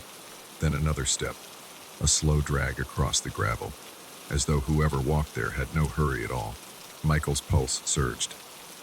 He turned toward his car, the shape barely visible, and began walking quickly, then faster, until his boots scraped in a rhythm too frantic to mistake. His heart pounded in his ears, his breaths harsh and ragged, and still the footsteps followed, not matching his pace exactly, but lingering, adjusting, circling, one to his left, another to his right, then behind, then silence, just long enough to make him think he'd outrun it before the crunch returned. Closer, heavier. He broke into a run, his hands fumbling at the car door. His fingers found the handle, yanked hard. The door gave way, swinging open, but when he ducked inside, the darkness inside the car was thicker than outside. The air was stifling, sour, as though the interior had been sealed for years. He slammed the door shut, chest heaving, eyes darting across the windows. Nothing moved in the black trees. The overturned car crouched in the dark, featureless, still. The highway lay silent as bone. And yet the footsteps had not stopped. They circled now. Crunch of gravel, pause, crunch again.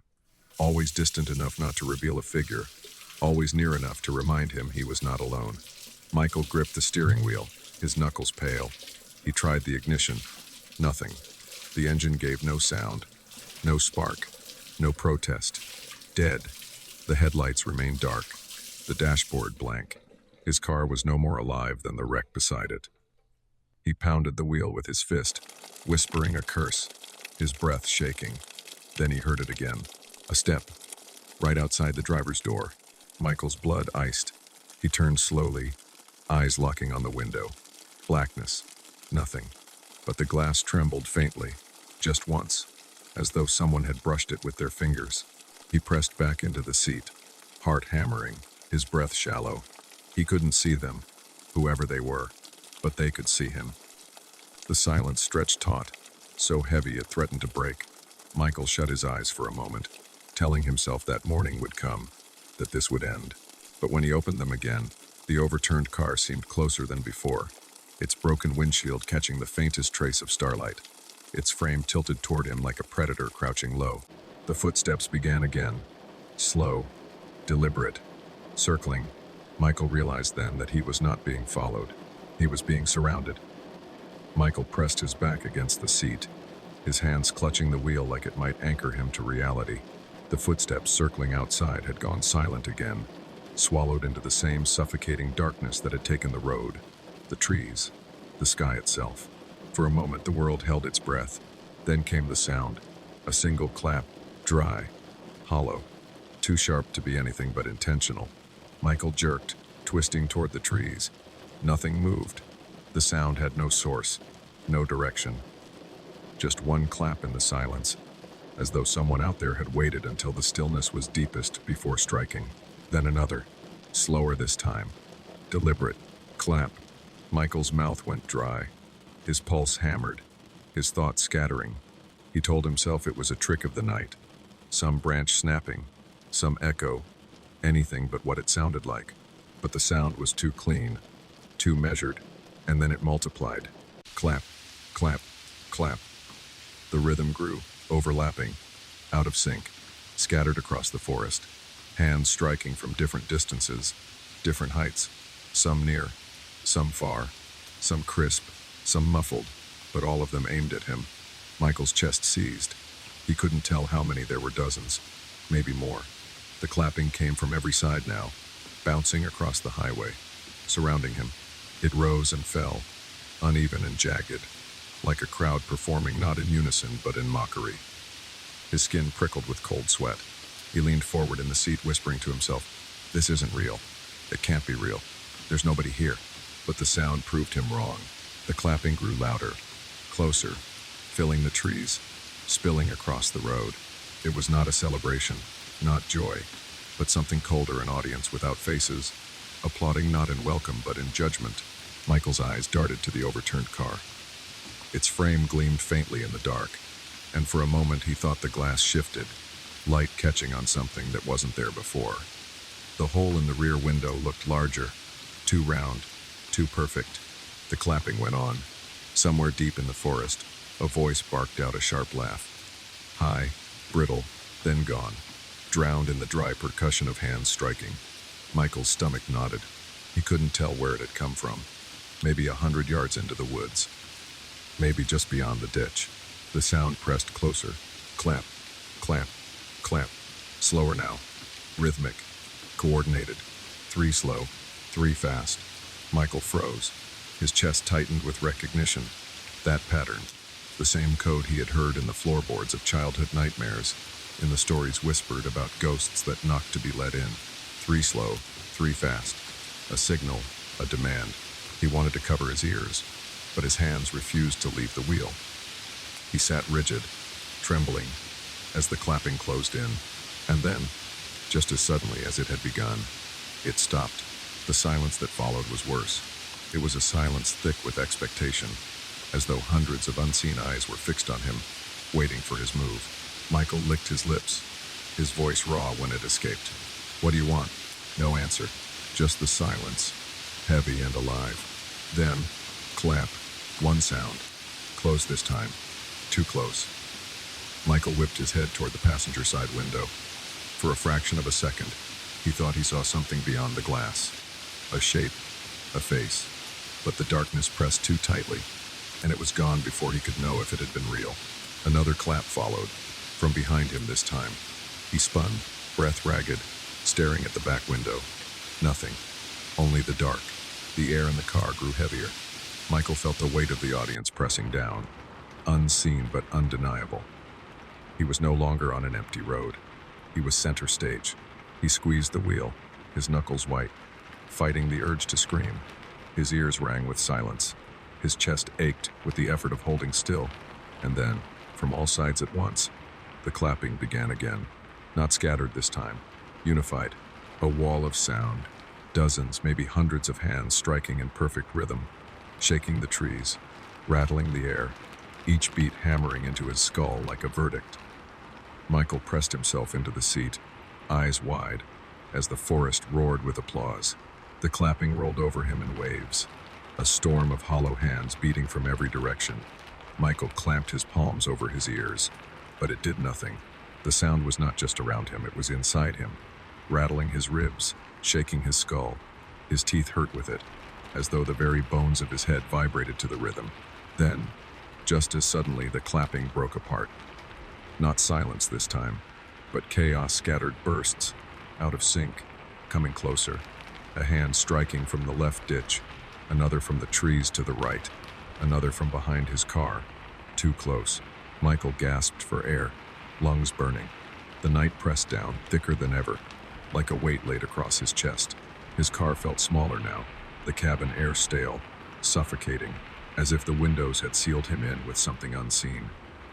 He fumbled for the handle, but his hand slipped away slick with sweat.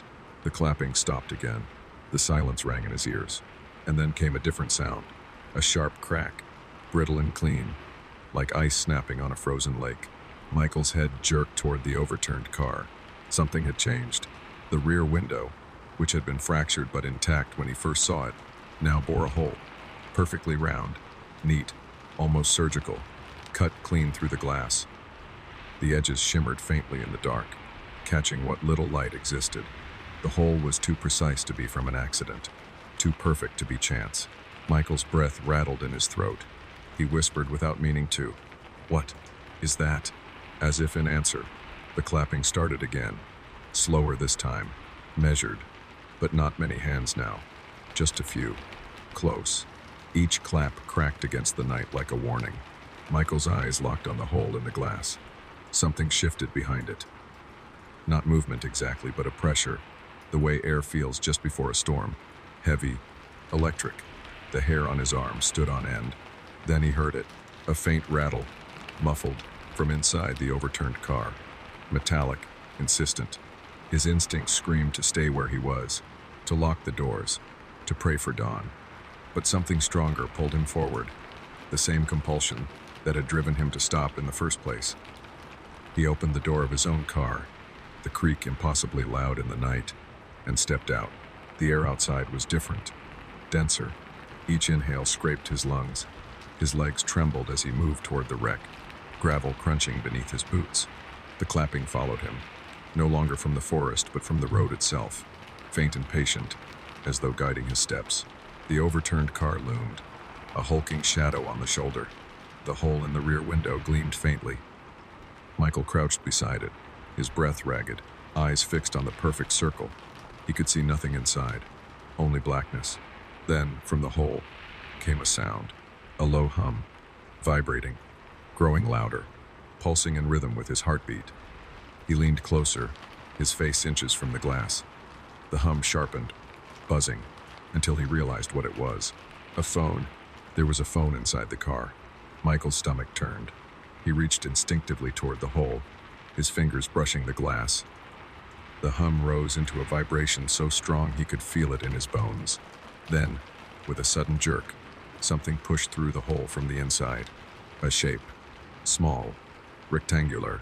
A cell phone slid outward, landing in the gravel at his feet. Michael recoiled, his body lurching backward. His eyes darted from the phone to the hole, waiting, dreading what else might emerge. The forest held its breath. The clapping stilled again. The phone buzzed once, then again, then again. Michael crouched, slowly, his hands trembling as he reached for it. The screen glowed, casting a pale light across his face. He blinked at the message, simple and stark, the words etched in white against black. 2 words, "Don't call." His chest seized. His eyes darted upward, scanning the trees, the road, the black horizon. The silence stretched long and heavy. He clutched the phone in his palm, its vibrations rattling against his skin. Then, from the forest, the clapping began again. Not loud, not many, just a few, scattered, deliberate. But this time, they were answering him, and he realized, with a cold certainty, that whatever had given him this gift had done so not to save him, but to mark him. The air grew heavier still. Breathing was no longer enough. Each inhale scraped raw, each exhale shallow. The night closed around him, and the circle in the glass gleamed like an eye that would never blink. Michael stood frozen by the overturned car, the gravel cold beneath his boots, the glow of the phone screen pale against his face. "Don't call." The words pulsed with every vibration, each buzz crawling into his palm until it felt like the device was alive, its heart hammering in sync with his own. He wanted to fling it into the woods, to let it vanish into the dark where it belonged, but his fingers would not release it.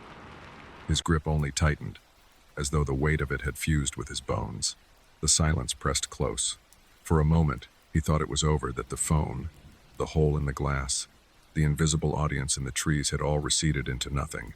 He almost believed he could return to his car, restart the engine, and leave this patch of highway behind. Then the applause returned. Soft now, sparse. One clap here, another there. Hands striking dryly, far apart, drifting like embers of a fire not yet extinguished. Michael turned in a slow circle, his eyes wide, searching the tree line. Nothing, just black trunks and denser black beyond. But the clapping did not stop. It moved instead, receding into the distance, step by step, beat by beat. He realized with a cold certainty that they were leaving, not defeated, not gone, simply finished. Their work was done. The phone buzzed again, harder this time. He glanced down, throat dry. The message had not changed. Just those two words, bright and absolute. Don't call. His mind churned. Was it a warning, a demand, or something worse, an instruction not to break the silence, not to reach for help, not to alert the world that he had been chosen? The clapping grew fainter, a few more scattered strikes, then less still, until the forest was quiet again. Michael's chest heaved with relief, but it was thin, fragile. The silence they left behind was heavier than the sound had been, as though the trees and the road and the very air still remembered what had just occurred. He staggered back toward his own car, clutching the phone. His legs felt weak, his movements uncertain.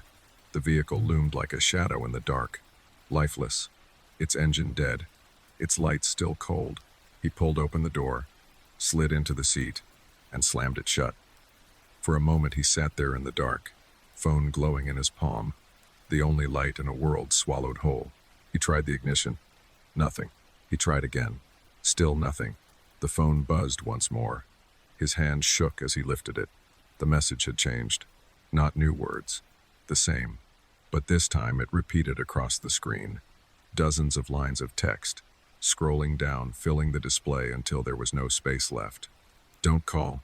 Don't call. Don't call. Michael dropped the phone onto the passenger seat. It vibrated against the upholstery, rattling like a trapped insect. He pressed his hands to his face, whispering to himself, "This isn't happening. This isn't real."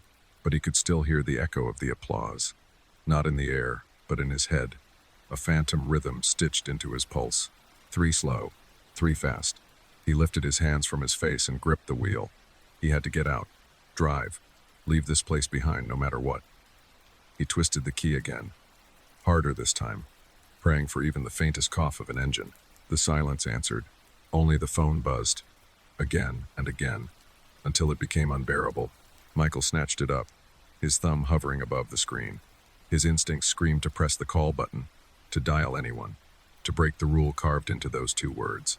But deep down he knew, the moment he tried, the silence would end, and what replaced it would be worse. He sat there in the dark, paralyzed, clutching the phone, the words burning into his eyes. Don't call. Outside, the highway lay still. The overturned car waited silently on its back, the perfect circle in its glass gleaming faintly like a wound that would never close. The forest loomed, dense and watchful, though no applause came now, and Michael realized that the quiet was worse than the clapping had ever been, because now it belonged to him. He could not tell if the phone was a gift meant to save him, or a sentence meant to bind him. He could not know if the message was a warning whispered in mercy, or a command he would be punished for disobeying.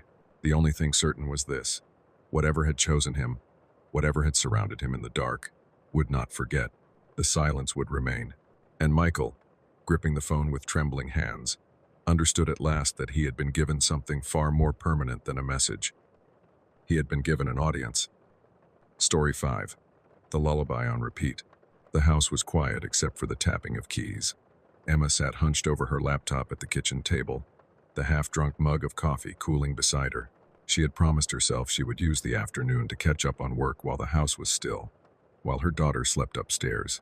The early spring sun filtered through the blinds, painting the table in bars of light and shadow. It was the kind of silence she had once longed for. But silence, when it came with a child in the house, always carried weight. A silence could mean peace. It could mean danger. Emma had learned to live inside that tension. She paused to stretch her hands, glancing toward the ceiling. No sound stirred from above. Lily had fallen asleep quickly, her favorite blanket clutched under her chin, lashes fluttering against her cheeks. Emma had leaned against the doorframe for a moment, just watching her breathe. Even at 5 years old, she still looked so small, swallowed by the vastness of her bed. Emma smiled at the memory, then returned to her typing. The sound came only minutes later, faint at first, so soft she thought she imagined it. A tune, drifting down the stairwell, threading itself into the quiet. Emma froze. Her fingers hovered above the keys, her breath caught mid-chest. The melody was delicate, unhurried, not a recording too natural, too imperfect. A lullaby. She knew the song. Her mother had sung it to her when she was a child, a fragile tune of only a few lines, repeated over and over until sleep carried her away. Emma had not sung it in years. Not for Lily, not for anyone, and certainly not today. Her hands trembled. Slowly, she rose from the chair, every nerve in her body telling her to stay still, to pretend she hadn't heard, but her feet carried her to the base of the stairs. The song drifted down clearer now, curling along the walls. A woman's voice, low and lilting, lingering on every note as if savoring them. Emma gripped the railing, her throat dry. Lily was upstairs. Alone, Emma took the steps one by one, her body tense, her pulse thrumming in her ears. With every step, the melody deepened. It did not falter. It did not pause for breath. It continued smoothly, perfectly, like a loop. By the time she reached the landing, her heart was pounding so loudly she could barely hear. She stepped lightly toward Lily's room, the door still ajar. The voice swelled softly from within. Emma pressed her hand to the wood and pushed the door open. Her daughter lay curled beneath the blanket, sound asleep. Her chest rose and fell steadily, her lips parted in the gentle slackness of dreams. But the lullaby had not stopped. The voice was still singing, the melody spilling into the hall. Not from the bed, not from this room at all. It came from farther down. From the end of the hallway, Emma stood frozen, the hair rising on her arms. Her lips trembled as the song carried on. The same refrain, over and over. She knew the next note before it came, because she had lived inside it as a child, because it had been hers once, and now someone else was singing it, someone who should not know the words. She forced herself to step back, pulling the door nearly closed behind her, careful not to wake Lily. The hallway stretched before her, longer than it had ever seemed before, the wallpaper dim, the shadows pooling in the corners. The lullaby floated from the end, a door she rarely opened. The laundry room. Emma swallowed, her pulse hammering against her throat. She whispered, as though to herself, "No one's there. It's nothing. It can't be real." But the song only grew louder. The hallway felt longer than it ever had. Emma stood at the threshold of her daughter's room, her fingers still resting on the doorframe, listening to the lullaby unravel into the air.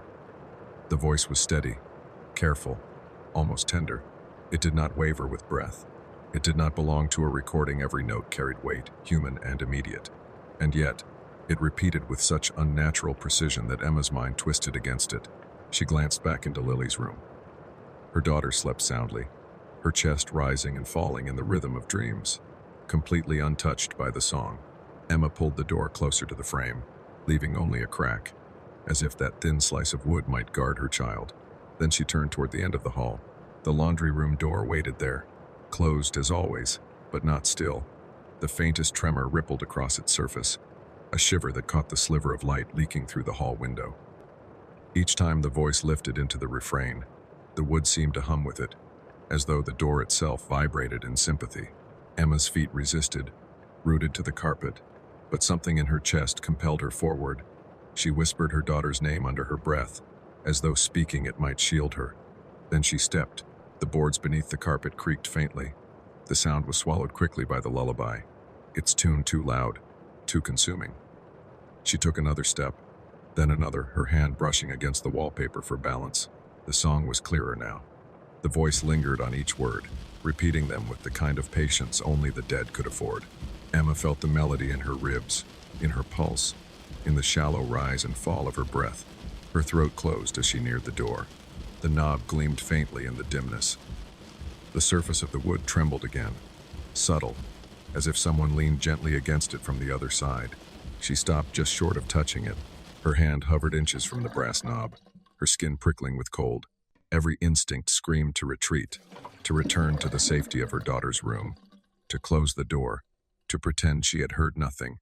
But the song held her there. It was her mother's song. The realization struck with force. The same inflections, the same lilting cadence her mother had used when Emma was a child. The voice was not hers, not exactly, but it carried the weight of memory, of something that had been buried and now returned. Emma whispered, barely audible, "Who are you?" The lullaby did not stop. It repeated again, the same lines, softer this time, as if mocking her attempt at courage. Her hand lowered to the knob, trembling. She stopped just before touching it, her fingertips hovering over the cold brass. The door quivered once more, a subtle pulse, like breath moving against it from the inside. Emma stepped back quickly, pressing a hand to her chest. Her breath came shallow, fast. She shut her eyes, whispering again, "This isn't real. It's just a sound. It's nothing." But when she opened them, the door had shifted. Not open, not ajar, just different. It leaned slightly, as though the weight pressing against it was stronger now. The voice rose with the pressure, louder, closer, spilling into the hall with a resonance that made her bones ache. Emma clutched the wall, her knees weak. The temptation to flee burned hot in her chest, but her feet carried her forward once more. She leaned close to the door, close enough that she could hear the subtler sounds beneath the song. Not just melody now. Breath. A human breath carrying the words. Her skin prickled. Whoever was singing stood inches from the other side. Emma jerked her hand back as though burned. The door shivered again, harder this time. She swore she heard the faint scrape of fingers against wood, trailing upward, following the shape of the frame. Her daughter stirred faintly behind the closed door of her bedroom, murmuring in sleep. Emma's heart lurched. She stepped between Lily's room and the laundry door, her body angled to guard both. The song slowed, its rhythm stretching unnaturally. Each note dragged out until it almost cracked. Then it looped back to the beginning again. Flawless, seamless, endless. Emma pressed both hands against her ears. It didn't help. The tune threaded through her anyway, vibrating inside her skull. She leaned against the wall, eyes squeezed shut, willing it to stop. It didn't. It repeated. Again. Again. Until Emma realized it would never end. Not until she answered. Emma stood in the hallway, the song pressing against her chest like a hand. The air felt thin, stretched, charged with something that had no name. She stared at the laundry room door, her fingers trembling, her mind split between two impossible choices: run or open it. Her daughter stirred again in the bedroom behind her, a faint murmur of sleep. That sound anchored Emma, gave her the strength she thought she had lost. If there was something in this house, something singing her mother's song, it was closer to Lily than to her. That thought alone broke her hesitation. Emma reached for the knob. It was colder than she expected, metal kissed with frost. She sucked in a breath, closed her hand around it, and turned. The latch gave with a soft click. The door creaked inward. The song did not falter. It poured out stronger now, clear and steady, as though whoever sang had been waiting for her to listen more closely. The notes twined into the silence, impossibly familiar, impossibly wrong. Emma pushed the door open wide. The laundry room yawned before her, dark and ordinary. The faint shape of the washer and dryer crouched against the wall. A basket of folded towels perched on top. A box of detergent sat open, its powder faintly scented in the air. Empty. No one stood inside. No shadows moved, but the lullaby continued. Emma's skin prickled. She stepped across the threshold, each footfall heavy against the tile. The air was colder here, so cold her breath fogged faintly. She hugged her arms around herself, eyes darting across the room. The voice had no source. It came from everywhere at once, from the corners, from the ceiling, from the very air that pressed against her skin. It coiled around her head like smoke, close enough to feel, close enough to taste. Her throat closed. She whispered, "Stop." The lullaby ignored her. It carried on with its looping rhythm, steady as heartbeat, softer now but more insistent. Emma clutched her temples, shutting her eyes, but it seeped through anyway, burrowing past her defenses. She could hear the slight catch in the voice, the almost imperceptible sigh between verses. Human, alive, present. Her pulse pounded so hard she swayed. She opened her eyes again, scanning the shadows, desperate for something she could fight, something she could see. But there was nothing. The towels on the basket rustled faintly. The detergent box rattled, just once, as if a hand had brushed it. Emma's breath stuttered. She stumbled back against the doorframe, her hand gripping the wood, and still the song repeated. The same lines, the same notes. Again, again. Her mother's lullaby. Emma pressed a fist to her mouth to stifle the sob that threatened to escape. A memory surged unbidden, her own small body tucked beneath a quilt, her mother's voice brushing against her ear, warm and safe. But this was not warm. This was not safe. She whispered again, louder now. "Please, stop." For the first time, the song faltered. Not much. Just a break in the rhythm. A note held too long. A breath too heavy. But it was enough. Emma's chest tightened. Whoever or whatever sang had heard her. She waited, her heart battering against her ribs. The silence stretched, taut as wire. Then the melody began again, softer, closer, almost tender, but now she could hear it clearly. It was not her mother's voice. It was hers. Emma staggered backward, nearly tripping over the threshold. Her own voice drifted out from the air around her, singing words she hadn't spoken in years, notes she hadn't sung since she was a child. The sound of herself, stripped of warmth, slowed into something mournful. She clutched the wall, trembling, her throat aching with the effort not to scream. The lullaby carried on, spilling into the hall, rising and falling like a tide she could not stop. And Emma realized, with hollow certainty, that the song would not end, not until it finished with her. The voice would not let her go. Emma pressed her back against the hallway wall, her chest heaving, while her own lullaby, her voice, stolen, slowed, drained of its warmth, wrapped the air like a net. The sound crawled into every corner of the house, coiling in the plaster, the wood, the hollow between her ribs. It repeated without end, the same lines, over and over, until the words lost meaning, until the tune was less melody than machinery. She clutched her ears, but the song seeped through her palms. She whispered broken pleas into her hands. Please stop, please. I didn't ask for this, but the voice did not falter. Then something changed. The note caught, not by much, just a hitch in the rhythm, a snag in the endless loop. Emma's body froze. Her breath stilled. The lullaby wavered again.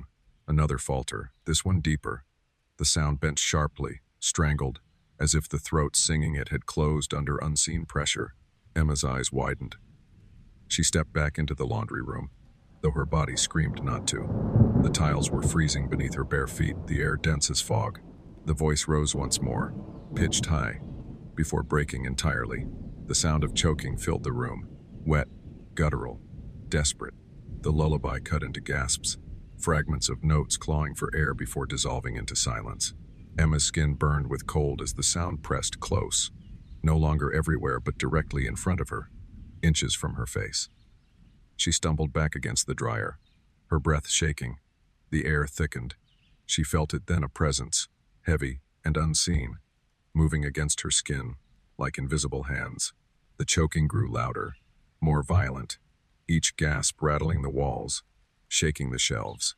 A detergent box toppled, scattering powder across the floor like pale dust. Then silence. The absence struck harder than the sound. It was not peace, it was rupture. A sudden absolute cutting away, as though the house itself had gone deaf. Emma's pulse thundered in her ears, the only sound left.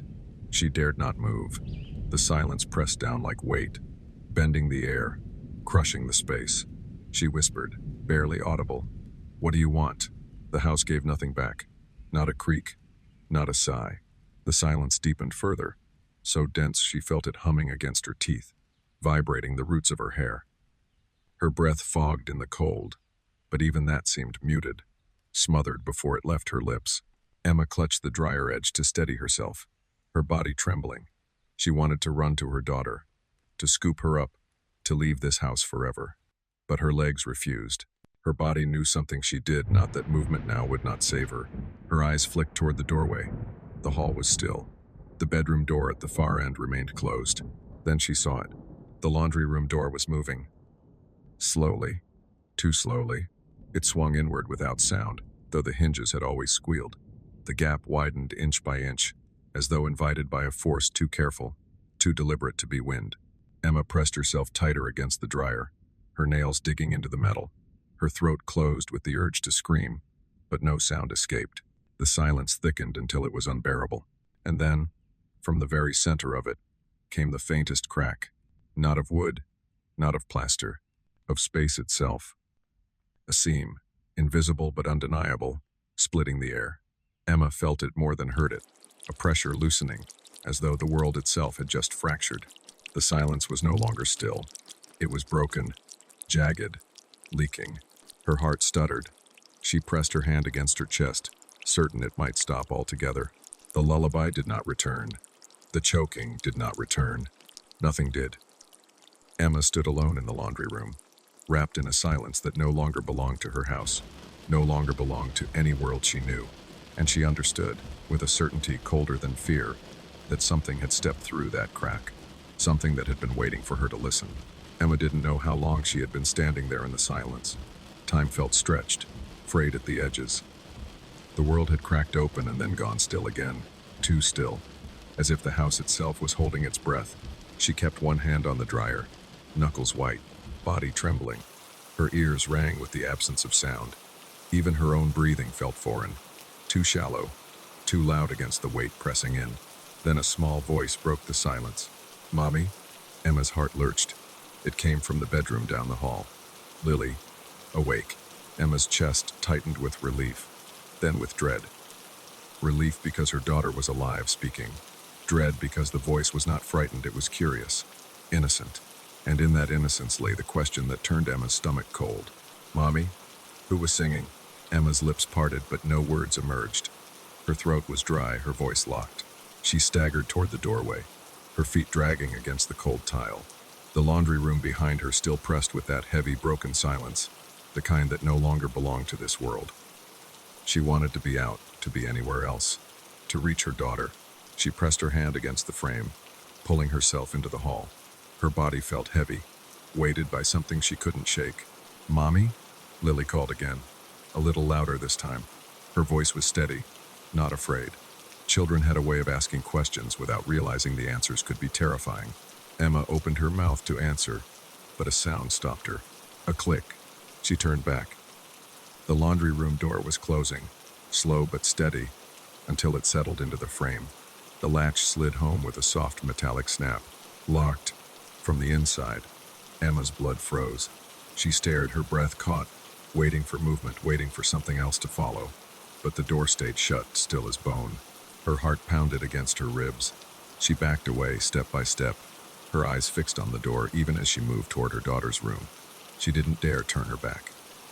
When she reached Lily's door, she pushed it open quickly, almost desperately. Her daughter sat up in bed, blanket clutched to her chest, hair mussed from sleep. Her wide eyes blinked at her mother in the dim light. "Mommy," she said again, softer this time. Who was singing? Emma's knees nearly gave way. She rushed forward, sitting on the edge of the bed, pulling her daughter close. She stroked her hair, kissed her forehead, whispering, "It's okay. It's nothing. Go back to sleep." But the words sounded hollow in her mouth. She didn't believe them, and neither did the house, because behind her, in the hall, the silence thickened again. It pressed against the walls, against the door frames, against the air itself. Emma held her daughter tighter, rocking her gently, trying to drown the silence with the rhythm of her own breathing. She shut her eyes, but she could still see it. The laundry room door, locked from within, keeping something inside or keeping it from following her out. Lily stirred, her small voice muffled against her mother's shoulder. "It was a pretty song," she whispered, but it sounded sad. Emma's eyes burned. She whispered back, "Don't listen to it. Ever." Her daughter nodded sleepily, curling against her. Within minutes, her breathing evened, slipping back toward dreams. Emma sat awake, staring into the dark, her body rigid, every nerve waiting for the next sound. The house gave her none. The laundry room door stayed closed, and Emma knew with a sinking certainty that it would not open again, not for her, not for anyone. The song had ended, but the silence had only just begun. Story 6. The 10th step. Old houses breathe differently at night. Their timbers sigh. Their walls remember. Every room holds a pocket of silence that doesn't feel like absence but presence, like something still living inside the plaster. The house I moved into was older than anything I had ever called home. Built in the late 1800s, its wood smelled of dust and varnish. Its windows rattled even when the air outside was still. But what caught me most was the staircase. It was steep, narrow, wedged between the kitchen and the front parlor. 12 steps in all, each one bowed in the center from generations of feet. I counted them on my first day, running my palm along the railing, listening to the creak of each tread. 1, 2, 3, each grown differently, a voice of its own. By the time I reached the 10th, I felt it, the subtle change beneath my foot. The wood gave not just with age, but with something heavier, something that resisted and yielded at once, like pressing down on a bruise. I pulled my foot back, unsettled. The final 2 steps waited above, perfectly ordinary, but the 10th step lingered with me. That night, lying in the unfamiliar bedroom at the top of the stairs, I couldn't let it go. My mind circled it like a moth to a flame. 10. Something about 10. I tried to dismiss it as superstition, as the kind of stray thought an empty house plants in your head. But over the next few days, the idea festered. Every time I climbed, I rushed over the 10th step, skipping it or stretching to land on the 11th, because the feeling wouldn't leave me. If I ever placed my full weight there, something would answer. It became ritual. Avoid the 10th step, always. Days passed. I convinced myself it was silly, but still obeyed. I learned the house's noises, the tick of the grandfather clock in the hall, the faint rustle of curtains in the draft. The staircase groaned often, shifting with temperature, with age. But then, one night, something changed. I woke in the dark to a sound too deliberate to be the house. Footsteps, heavy, measured, pressing against the wood in a slow descent. I sat up, heart pounding. The air in my room felt taut, stretched thin. I held my breath, listening. 1, 2, 3. The sounds were slow, deliberate, the weight of someone who knew exactly where they were going. 4, 5. The boards groaned louder than they should have, as though the weight pressing down was more than human. 6, 7, 8, 9, and then it stopped. Silence. I clutched the blanket tight, waiting. The air seemed to shift, holding still, as if the whole house leaned in to listen. The 10th step. It waited. I couldn't move. I couldn't breathe. The silence thickened, stretched, unbearable. And then, in that silence, I thought I heard it, something brushing the wood. Not a footstep. A hand, perhaps. Fingers dragging slowly across the grain. The sound of something choosing not to step, but to linger. The pendulum of the hall clock swung on, indifferent. The night held its breath, and I knew, deep in my chest, that the 10th step was no longer mine to avoid. It belonged to something else. The next morning I told myself it had been a dream, a trick of nerves, of settling wood. Old houses spoke in ways new tenants didn't understand yet.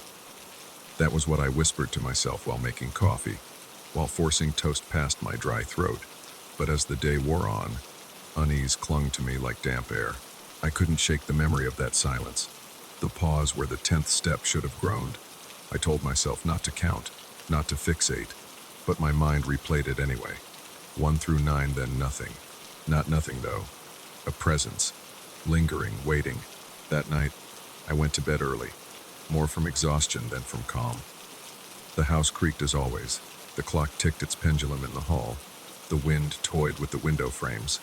I buried myself in the blanket, convincing myself that sleep would dissolve the strangeness. It didn't.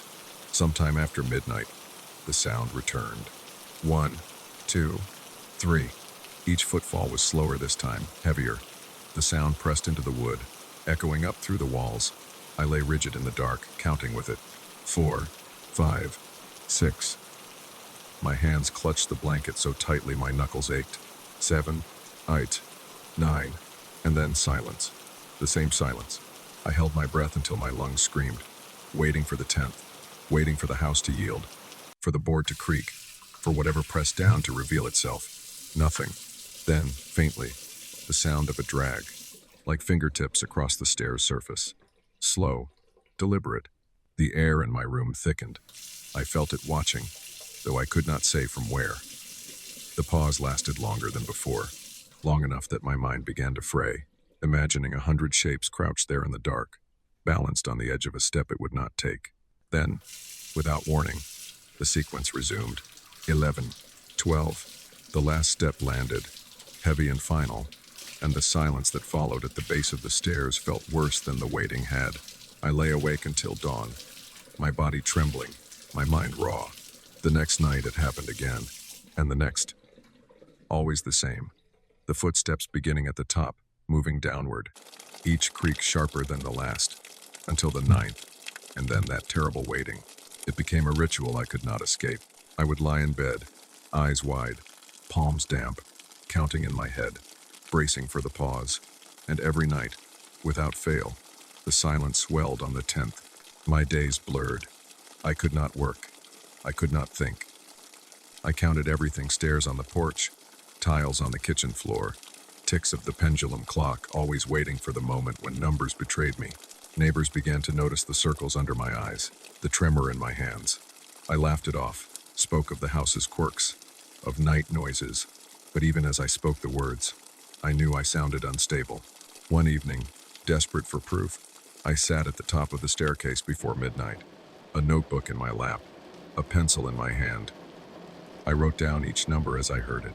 1, 2, 3. The graphite etched harsh lines into the page as the sounds descended. 4, 5, 6. The pencil trembled with my hand, but I forced myself to keep writing. 7, 8, 9. My breath hitched. The silence came. I pressed the pencil so hard it nearly snapped. My heart battered my ribs. The 10th step stared at me, empty, yet filled with something unseen. The scratching sound came again, fingers dragging across wood. So close I thought I might see marks appear on the surface. I dropped the pencil and bolted to my room, slamming the door, pressing my back against it as though that thin barrier could stop whatever was waiting below. I didn't sleep at all. By the 4th night, I was unraveling. The silence at the 10th step grew longer, heavier, as if savoring my dread.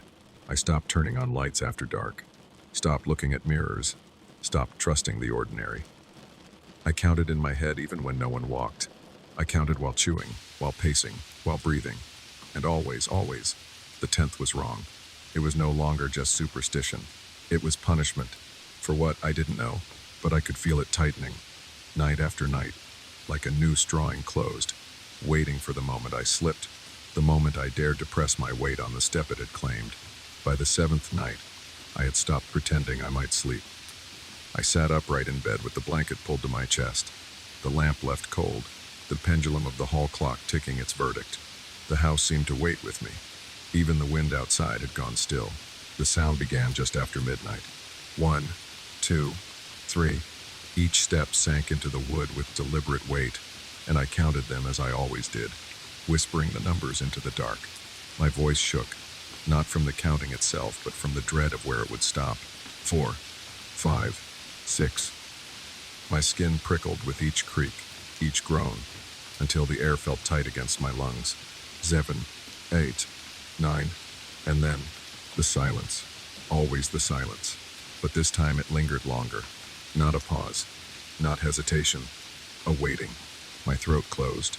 My body leaned forward before I could stop it, as if pulled by an invisible thread. The house was not empty in that moment. I could feel it.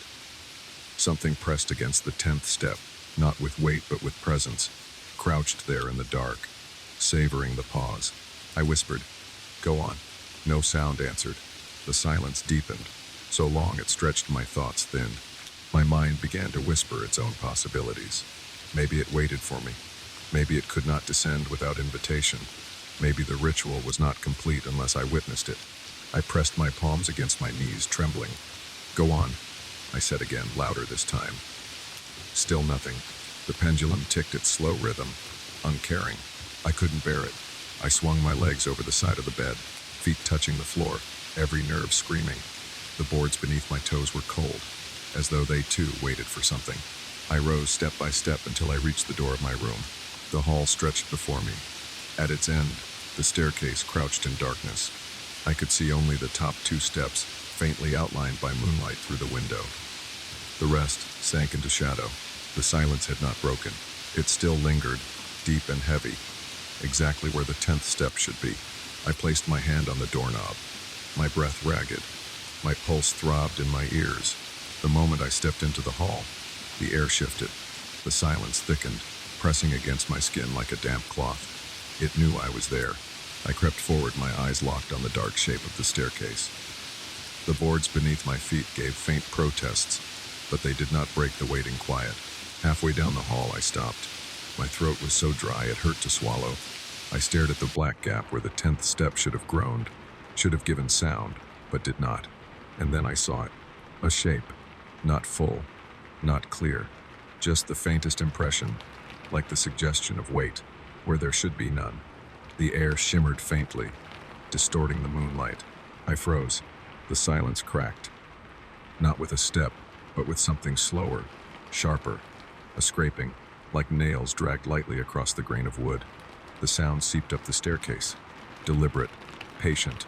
My knees threatened to buckle, but I did not run. Something in me demanded to know, to see. I took a step closer, then another. The scraping grew louder, rougher, as though answering me. The air trembled. My stomach twisted with terror, but I pressed forward until I stood only a few feet from the top of the staircase. The shape on the 10th step shifted, not downward, not upward, sideways, as though turning toward me. I could not see a face, but I felt it, an awareness sharp as a blade, slicing through the dark, pinning me where I stood. My breath rattled, my chest convulsed. I clutched the wall to keep from falling. The scraping stopped, and then, for the first time, the silence broke with a voice. Low, rough, thick with something old and heavy. It whispered, not in words I understood, but in syllables that burned the air, a curse carried from someplace older than the house itself. I staggered back, my hand clamped over my mouth to smother a cry. The boards behind me moaned, giving me away. The shape leaned forward on the 10th step, and I knew then that it was no longer content to wait. The words lingered in the air long after the whisper stopped, like smoke curling into the walls. I didn't understand them, but I felt them deep in my chest, grinding against bone, scratching down the length of my spine. I clung to the wall for balance, my mouth dry, my throat refusing sound. The shape on the 10th step did not move. It only breathed, not the sound of air entering lungs, but the sound of weight settling deeper into the wood, as though the stair itself had to bear the burden of its presence. I told myself to run, to turn back into my room, slam the door, throw the lock. But I knew with a sick certainty that the house had already decided. The pause ended. A groan from the stair below. 11. The sound rattled through the house, sharp and final, like a verdict spoken aloud. My stomach lurched. My feet stumbled backward toward my room, even as my eyes stayed locked on the staircase. Then came the last one. 12. The lowest step gave a long, tortured creak, so heavy it felt like the entire frame of the house bent to hold it. And then silence. Not the waiting silence of the 10th step. Not hesitation. This was different. This was arrival. The air thickened, pressing against my ears until they rang. My skin prickled as though every nerve had been set alight. I could not see it, not fully, but I felt it at the base of the stairs. Standing, watching, the hall between us was no longer empty. The whisper began again, lower now, heavier. It vibrated through the floorboards, up into my legs. Not words, not really, but the weight of meaning. A curse or a sentence I could not tell. I staggered back into the doorway of my room, my hand fumbling against the frame. My chest heaved, each breath shallow and sharp. The whisper grew louder, pressing into me, not through sound, but through force. My vision swam. My knees threatened to buckle. My mind screamed for it to stop, but my mouth would not open. I was silenced, smothered by a voice that needed no language to be understood. It wanted me. The boards at the base of the stairs groaned again, not with steps, but with weight shifting forward. Slowly, deliberately, the whisper cut off. The silence that followed was worse than the words. Then came another sound, a slow drag across the carpet. Not a step, a crawl, the faint scrape of something pulling itself forward, inch by inch, closer to the hall that led to my door. My blood turned to ice. My hands clawed at the doorframe, ready to slam it shut, but I couldn't move. I stood rooted in terror, listening to the sound draw nearer. The scrape paused. I dared to breathe, and then, from just beyond the threshold of the hall, the whisper came again, so close I could feel the air stir against my skin. I still couldn't understand the words, but I knew their meaning. It had come for me. The whisper crawled across the floor before I could retreat, filling the hall, filling me.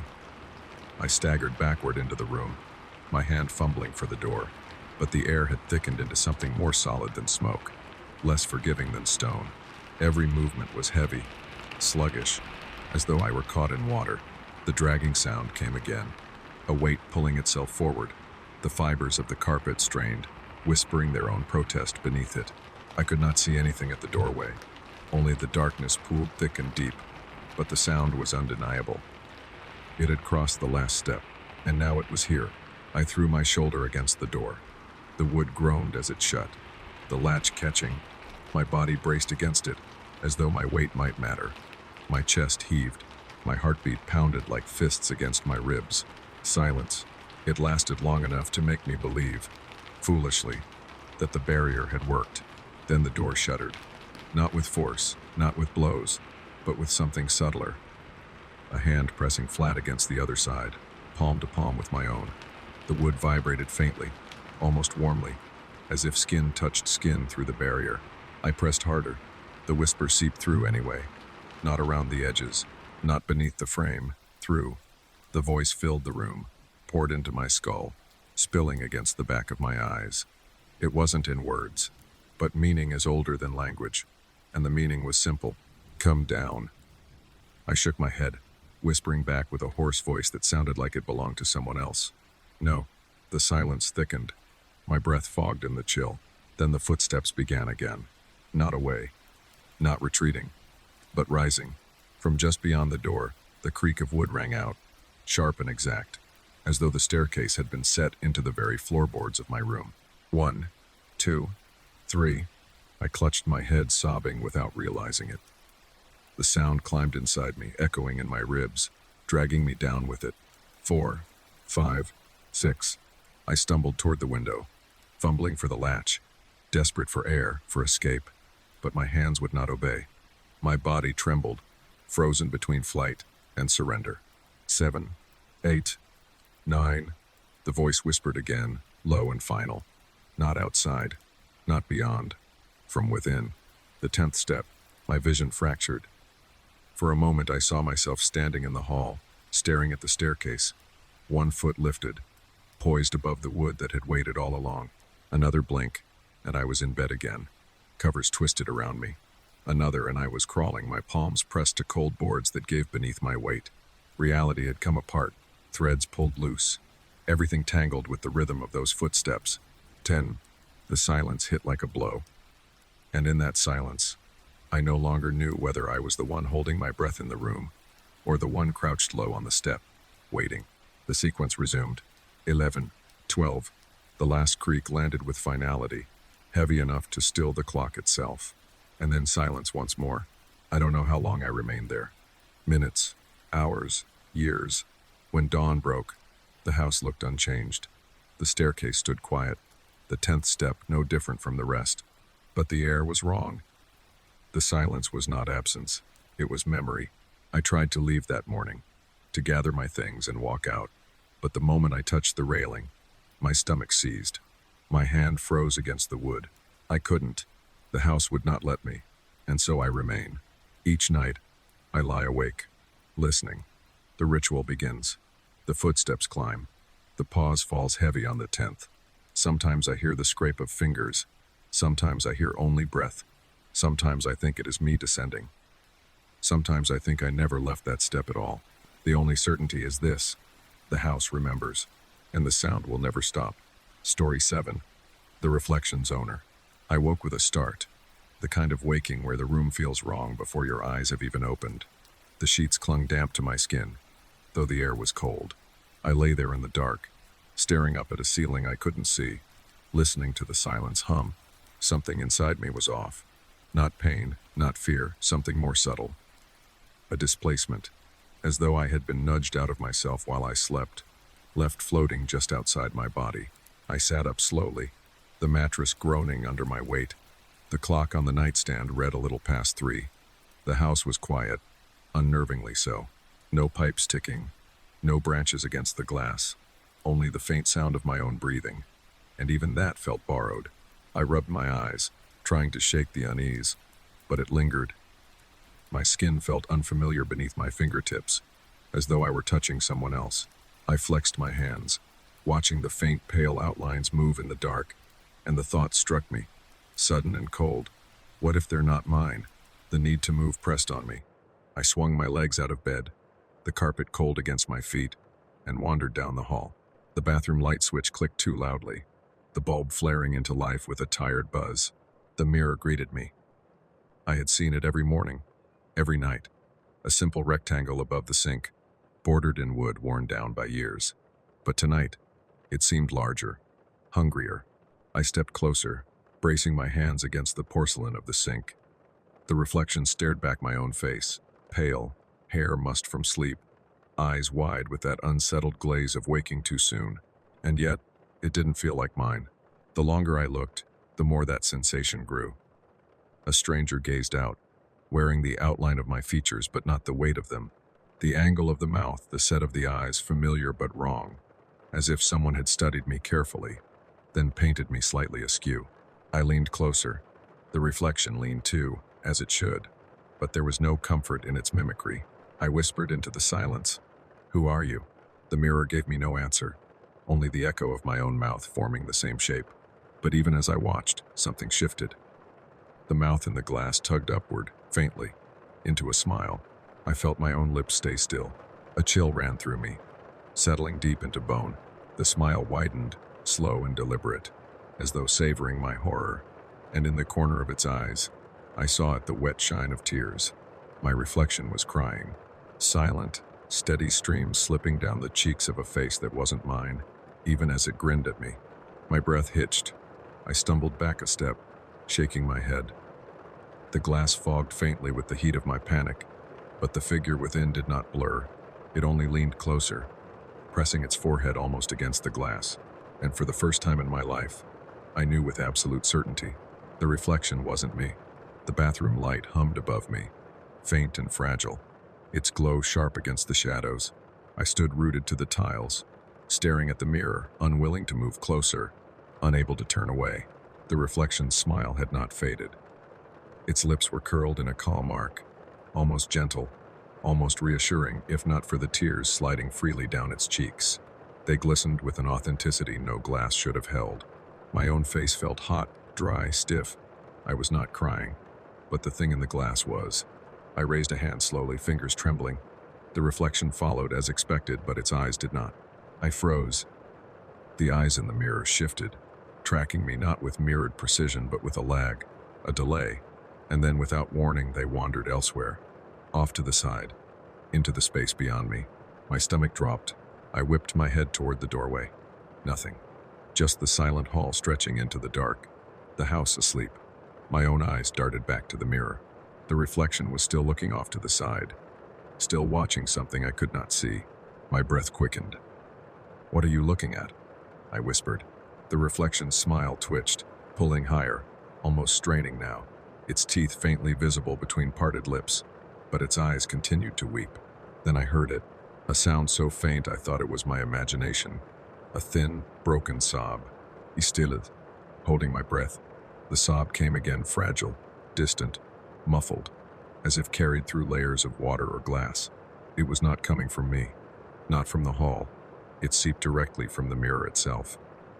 I leaned closer without meaning to, my ear straining for the sound. The sobbing wavered, rose, fell, like the quiet crying of someone hidden behind a wall.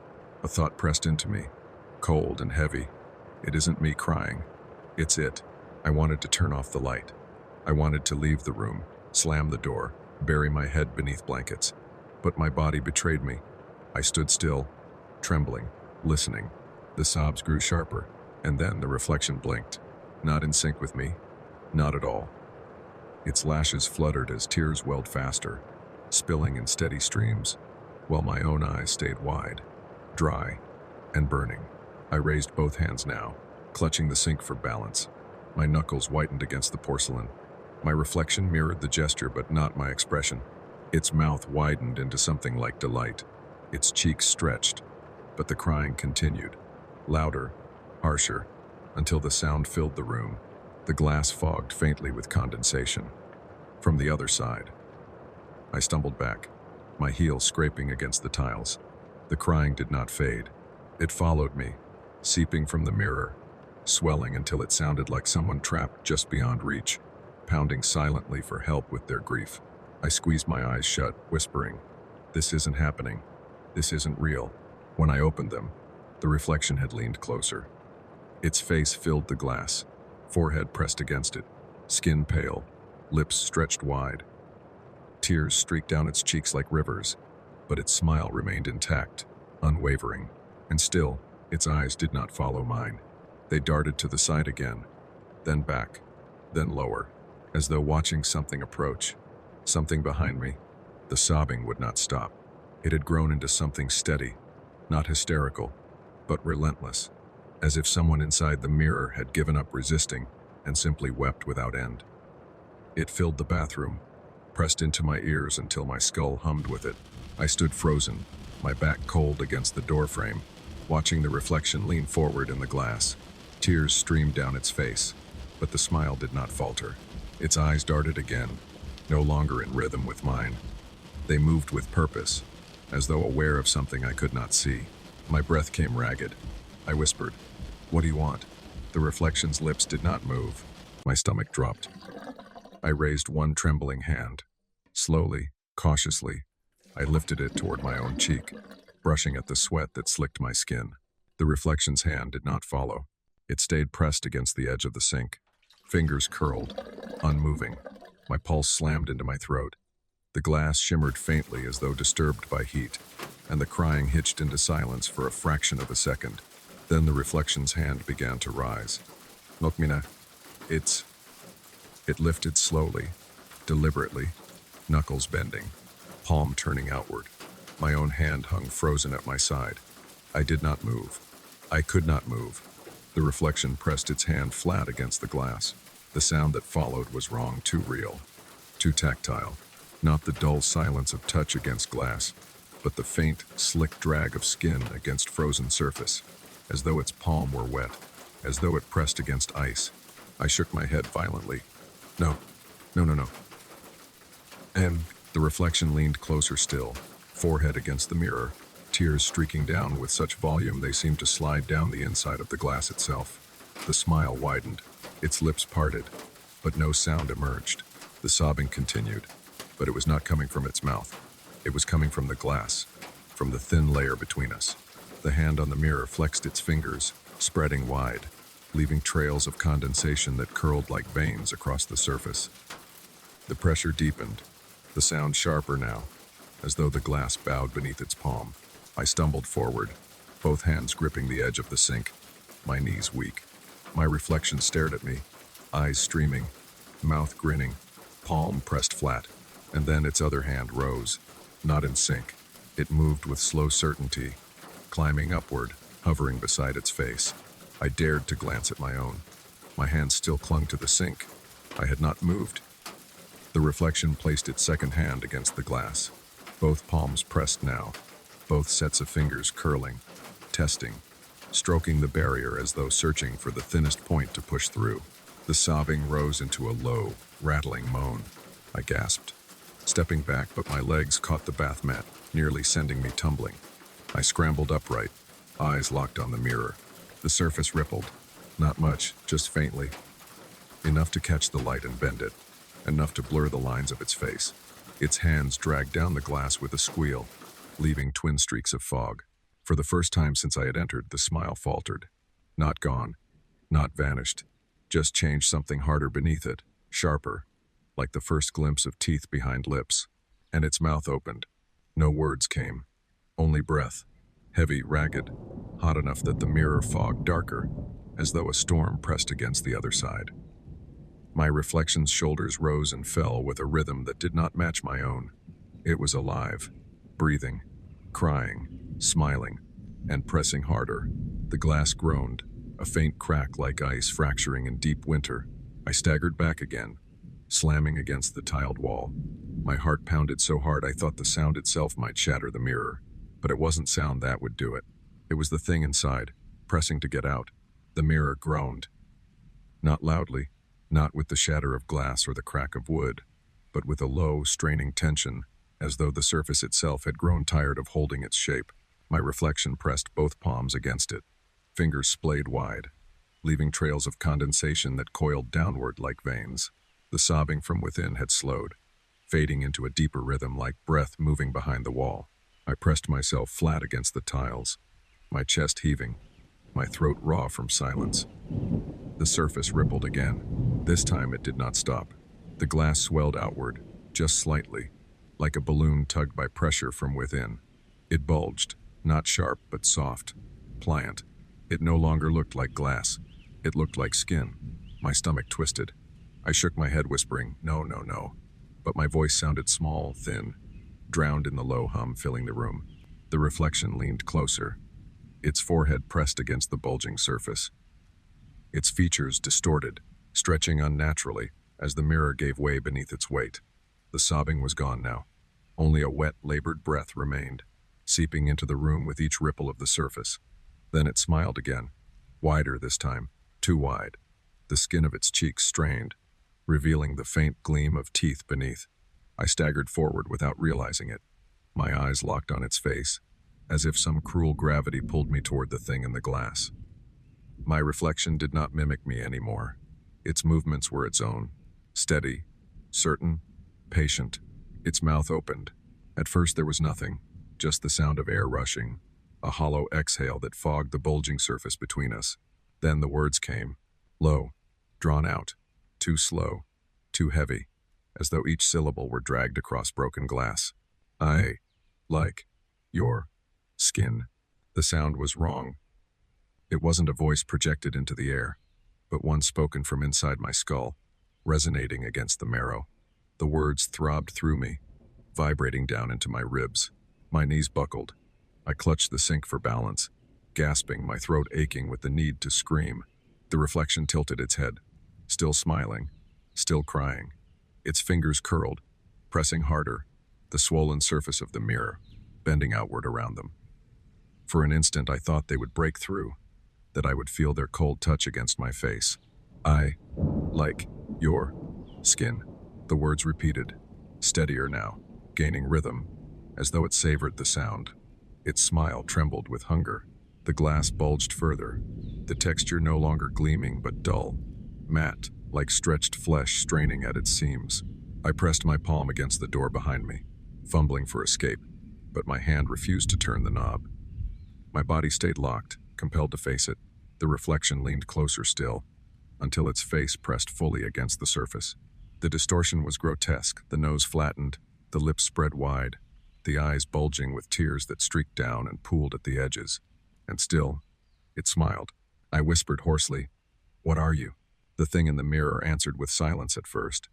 Then its smile twitched. Its lips moved slowly, shaping each word with careful precision, savoring the cruelty of them. "I'm the one who wears you." The surface shuddered with the force of the words. The tiles vibrated beneath my feet, my chest convulsed with panic, my vision blurring. I stumbled forward without realizing, drawn closer to the warped, straining surface. My breath fogged it, my skin nearly touched it. The reflection raised one finger, slowly, deliberately. It traced the outline of my face on its side of the swelling skin, following the curve of my cheek, my jaw, my lips. The bulge bent toward me, as if the barrier had thinned to a single membrane. Then it whispered again, soft now, intimate, each word a caress against the air. "I like your skin." The words slid across me like a hand I could not brush away, and I knew, in that moment, it was only a matter of time before the barrier gave way entirely.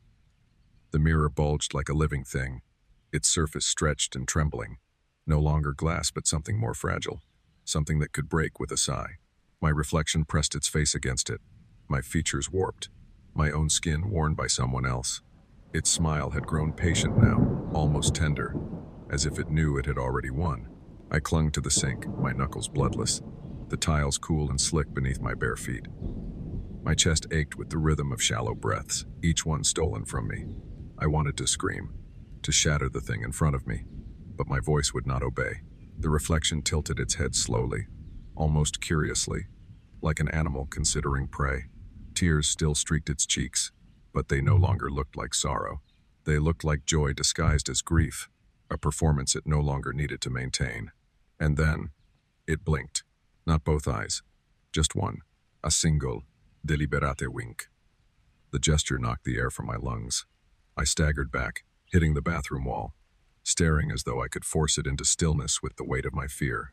But the reflection only smiled wider. Its lips moved again.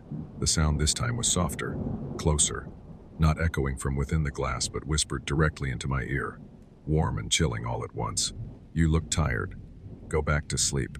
The words rippled through me, heavier than any shout, pressing into the marrow of my bones. For a moment the bathroom blurred. The tiles, the sink, the door, all of it slipping sideways, as though reality itself leaned. I blinked hard, my heart hammering, my breath ragged. When my vision steadied, the mirror looked ordinary again, flat, cold. My reflection stared back at me, hair mussed, skin pale, eyes rimmed with exhaustion. No tears, no smile, just me. Or at least, it looked like me. I raised a hand, slowly, trembling. The reflection followed, perfectly matched this time. No delay, no deviation. I should have felt relief, but instead dread seeped deeper, because as I stared into the glass, I realized I could no longer tell which side of it I stood on. The exhaustion weighed heavy in my body, dragging at my limbs. My skin felt too tight, too foreign, as though someone else had pulled it on hastily. My eyes burned with the need to close. The reflection's lips curved faintly again, almost imperceptible. Not a grin, not this time, just enough to remind me that it could. I whispered, barely audible, "Am I? Me?" The mirror gave no answer, but the silence itself felt like agreement. I turned away at last, stumbling back toward the hall, toward the comfort of my bed. The house felt unreal around me, each step echoing too loudly, each shadow leaning just slightly too far. When I reached my room, I crawled beneath the sheets, curling into the hollow of the mattress. My body felt borrowed, heavy, strange. My eyes slipped shut before I could stop them, and in the darkness behind my eyelids, I saw it again. The wink, the smile, the whisper, "You look tired. Go back to sleep." I do not know, even now, whether I ever left that mirror, or whether it left me. But each morning when I rise, each night when I return to the glass, I wonder which of us truly belongs here, and which of us is only visiting. And now, the night is quiet again. You've heard 7 stories, 7 echoes in the dark. They will sit with you, whether you want them to or not, like fingerprints on the inside of your thoughts. Perhaps you'll hear them again when you wake at 3 a.m. and wonder if someone is standing in the hall, when a baby monitor hums with static and carries a voice you don't know, when your steps falter on the 10th stair, or your reflection takes just a fraction too long to blink. But that's the gift of nights like these. They don't end when the broadcast fades. They only wait for you, tucked between shadows, humming themselves back into being when you least expect it. So close your eyes now, if you can. Let the dark fold around you. Dream, if dreaming will take you. And remember, silence is never empty. Someone is always listening. Good night, traveler. Until the next broadcast, sleep well.